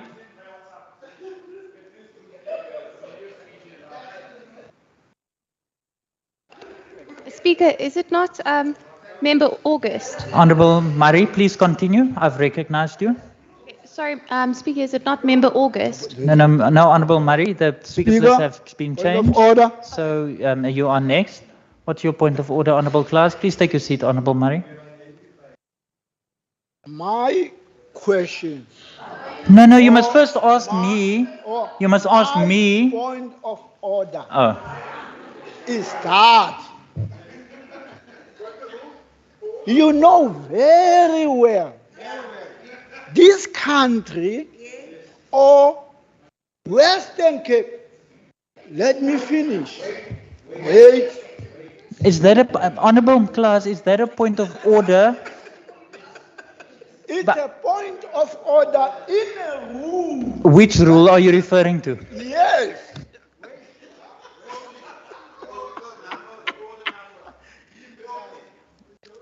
Chapter 7. Rule number 39. A member may not convince aloud during debate. Yes. Fighter. No, what I'm trying to say is that Honourable Class, can you please raise your point of order? What's your point of order? We need to conclude the debate. Fight them. me. So when they are interjecting, it is not easy for me to continue to speak. All right. Okay, I got your point of order. Members, on that point of order, can you please note that you cannot drown out the speaker on the floor. Please do not continuously debate across the floor. Please note that interjections are allowed, but you cannot drown out the speaker. So, Honourable Murray, with that being said, I now recognise you. Thank you, Speaker. Speaker, can I confirm that the point of order didn't cut into my time? No, Honourable Murray, you have your full allocated time. Please continue. Thank you very much. Honourable Speaker. But my time was cut. Why? Honourable Speaker, Honourable Premier, Honourable Members of the Western Cape Provincial Parliament, and most importantly, to the residents of the Western Cape. Before I start, I would like to wish those residents in the Western Cape who are observing Ramadan Mubarak. I was very moved when Member Brinkcase, who is also a member of the Standing Committee, spoke in Arabic in the House. And to him, and to those who observe the beautiful Muslim faith, the members of this House and residents of this province, I would like to share something from my own mother's tongue. A união faz a força. What this means is that there is strength in unity, a theme I feel which is consistent in the budget. We need to be united in our approach to responding to challenges and act with urgency. Honourable Speaker, as we rise to debate this budget, I'd like to place the focus on where the province and our country currently are. As a province, we have the lowest expanded unemployment rate in the country, with 29.5%. Our labour absorption rate at 52.6% is almost 8 percentage points lower than the next best province, Gauteng. That means that the Western Cape is where residents have more hope of finding a job than any other place in the country. Our summer tourism season saw visitors flood to our province. Hotel occupancy in our province in December surpassed pre-pandemic levels by 6%, while statistics from AXA show that Cape Town International Airport recorded over 200,000 international two-way passengers for December 2022. The Western Cape is reclaiming its place as a must-see visit destination, and we are ready to claim every job that comes with that title. Compare this, Speaker, to the performance of our country nationally under the ANC's leadership. South Africa is beset by unemployment, especially among the youth. South Africa's employment to population ratio, or absorption rate, at 39.4% is comparable to a war-torn country known as Afghanistan. That means that people in a war-torn country are about as economically engaged as our own residents.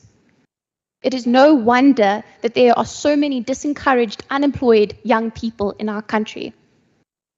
The cost of living and pricing of our residents, the cost of living is pricing our residents out of the necessities, with food inflation reaching 13.6% year on year as of February. Nationally, residents, especially the poorest and most vulnerable, are struggling to make ends meet and sometimes cannot afford to put food on the table, as even with the jobs, they cannot keep up with skyrocketing prices. Our people and businesses have had to take extraordinary measures to adapt to the 15-year nightmare that is load shedding. South Africa is not progressing at the rate that our people so desperately need and by all rights should demand. As anyone who doesn't skip their yearly eye exam can see, things aren't going particularly well in this country. What is more is that in the 29 years of ANC rule, nothing has been done to improve our country, and I can say that having been around for 28 of those. Provincially, we see proactive measures being taken to address these issues and build a future for our residents. We see this particularly in the work of the Department of Economic Development and Tourism, which is responsible for programs that are all geared towards stimulating economic growth and enabling the private sector to create the jobs people so desperately need. Whether it be through supporting SMMEs, through the Booster Fund, clearing out unnecessary bureaucracy through the Red Tape Reduction Unit, assisting in the improvement of the Port of Cape Town, or even providing skills development to our youth. Everything this department does contributes to economic development in our province. Speaker, money is always tight, and this budget is no exception, both in government and for the vast majority of our residents. That is why DDAT has gone to extraordinary lengths to create a strategy that will serve to create breakout economic growth, delinking the economic fate of this province from the sluggish one of the National Republic of South Africa. Jobs comes from economic growth. This is a fact, and it is indisputable that even my colleagues across the aisle cannot deny this. Although some of them would prefer a government to be a main driver of economic activity, this is a mistake. It is the role of government to create an enabling environment where business can flourish. That is the main philosophy that underpins the growth for jobs strategy, the role of government in this strategy, and it is guided by the rules. There's a point of order. Please, Honourable Murray, please take your seat. I first see the Leader of the Opposition and then the Deputy Chief Whip of the Opposition. Thank you very much, Speaker. Speaker, it's clear that a member is not supposed to read their speech. And I think that the Honourable Member is reading her speech. Honourable Member, I'm not going to rule on that because the member may refer to it speeches, which is a custom in this House for all members. So we must just be, and in the interest of all members, I'm not going to rule on that, so the member can continue in that fashion. Honourable Premier, please do not engage the chair if you're not on the floor. Honourable Deputy Chief Whip. Honourable Speaker, is the member willing to take a question? Thank you. Member Klaas. All right, Honourable Deputy Chief Whip, I will pose the request to the member. Honourable member, are you prepared to take a question? Honourable Speaker, I will happily have a coffee, mas não quero falar contigo. I don't want to speak with him. Thank you.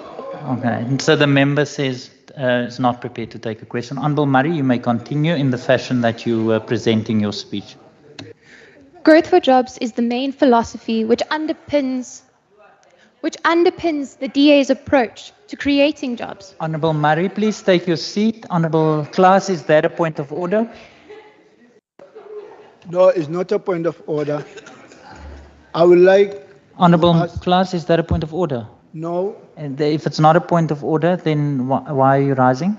I want just to ask her, did you want me to ask a question? Okay. I'll post the request. Honourable Klaas, please take your seat. Honourable Murray, there's a request from Honourable Klaas if you're prepared to take a question. Honourable Klaas, I do not want to take a question, but again, I'll happily have a coffee with him after. All right. The Honourable member is not prepared to take a question. Honourable Murray, please continue. Jobs come from economic growth. This is a fact, and it is indisputable, and even my colleagues across the aisle cannot deny this. Although some of them would prefer government to be a main driver of economic activity, this is a mistake. It is the role of government to create an enabling environment where businesses can flourish. This is the main philosophy which underpins the Growth for Jobs strategy. The role of government in this strategy is to set the rules of the game. Order. We're nearing the end of this debate for this vote. Can I please ask that you allow the Honourable member the opportunity on both sides of the House? On both sides of the House. Honourable Murray, my apologies for the interruptions. Please continue. Thank you, Speaker. And act as an enabling force to speed up economic development through horizontal enablement of all aspects of the economy, ramping up jobs, investment, as well as GDP growth. This includes advocating for international investment into the province and exploring new trade partnerships for our exporters. This is why the department is spending nearly 70 million rand on trade and investment promotion in this financial year. This will be managed through Wesgro, who I am pleased to note will also be lobbying on the important issues of renewal of AGOA, which the ANC have of course put in jeopardy, and the implementation of the much needed remote working visas, where they have again made many promises and failed to deliver. The interventions envisioned by the department will focus on addressing issues that affect economic activity across the board for both formal businesses and informal sector. This includes creating a safe environment where businesses can ensure that they do their work and are not hampered by things like municipal bylaws. It is also important to make sure that infrastructure that acts as a multiplier of economic activity is world-class. By focusing on the bottlenecks that are hampering growth and addressing them, rather than trying to pick winners in different industries, a wider impact can be made for each intervention. Take the Port of Cape Town as an example. The problems facing the port are well known, with the World Bank reporting that it was ranked at 347 out of 351 global ports in terms of performance in 2021. By committing resources to address problems at the port, a wide array of economic activity is stimulated for both our exporters and our domestic businesses waiting for critical inputs. I commend the Minister and the Department on their ongoing initiatives to date to improve port efficiencies and will be calling them to the Standing Committee to provide more detail. More efficiency at the port will directly lead to more jobs across the economy, and this is the crux of the Growth for Jobs. Every government intervention in the economy must be enabling and have a wide impact as possible to create the much needed resources and ensure that there is no waste. The department is also committing more than 58 million rand to management, improvement and maintenance of infrastructure, including transfers to Atlanta Special Economic Zone and Freeport Saldanha IDZ. Two of the other major areas within G4J are water and energy resilience, with 33 million rand allocated to the green economy sub-program. Among other interventions, this department is planning to support 400 businesses in becoming more resource resilient in this financial year. Without water and without power, production grinds to a halt, and as such, it is the utmost importance that our businesses, whether large or small, have the necessary support to survive and even thrive despite Eskom's implosion. My colleagues have already highlighted in great detail what lengths are being taken by this government to promote energy resilience and even independence. Juxtapose this to Nurse's approved tariff hike of 10%, which will make it even more expensive to pay for electricity that we don't even receive from the ANC-led national government. The DA-led Western Cape is committed to addressing problems at hand rather than simply allowing our businesses to fail and close their doors, leaving their staff without livelihoods. The DA does not sit back and wait. We act. I would like to end by posing a question to the people of South Africa. Can you honestly look at the ANC's track record in any level of government and say that they are putting you first? In Portuguese, we use the expression, which also has its roots in Arabic. It says, "A palavra é prata, o silêncio é ouro." What this implies is that it is not the time for talk, but it is the time for action. Next year's election is almost upon us, and it would be remiss of me not to take the opportunity to appeal to the people of South Africa to vote for a party that does not steal, is not corrupt, and actually respects you and spends the budget allocated for you. Only the DA has been proven to have those qualities, and it is time to remove the rot and elect a government that actually cares about you. Speak to anyone in the Western Cape and they'll tell you about the DA difference. This is demonstrated by the important work of the department, which has prioritized residents and business alike by being proactive and making residents of this province and their economic well-being their #1 priority. This is essentially the Jobs and Investment Department. It's what they're here for. It's what they deliver better than anyone else in the country. Just look at the stats. Honourable Speaker, the DA supports this budget. I thank you. Thank you very much, Honourable Murray. Thank you, Honourable Members. I now see Honourable Minister Wenger. Thank you, Speaker, and thank you to the honourable members who participated in the debate. Starting with Honourable Mvimbi's remarks, he curiously said that the G4J is being funded by COE underspend. We're spending 39.82 billion rand over the MTEF across government on growth for jobs, and 1.5 billion rand in this department alone. So it's absolutely impossible for that statement to be correct. He also said that growth for jobs strategy has not yielded any results. It hasn't been finalized yet.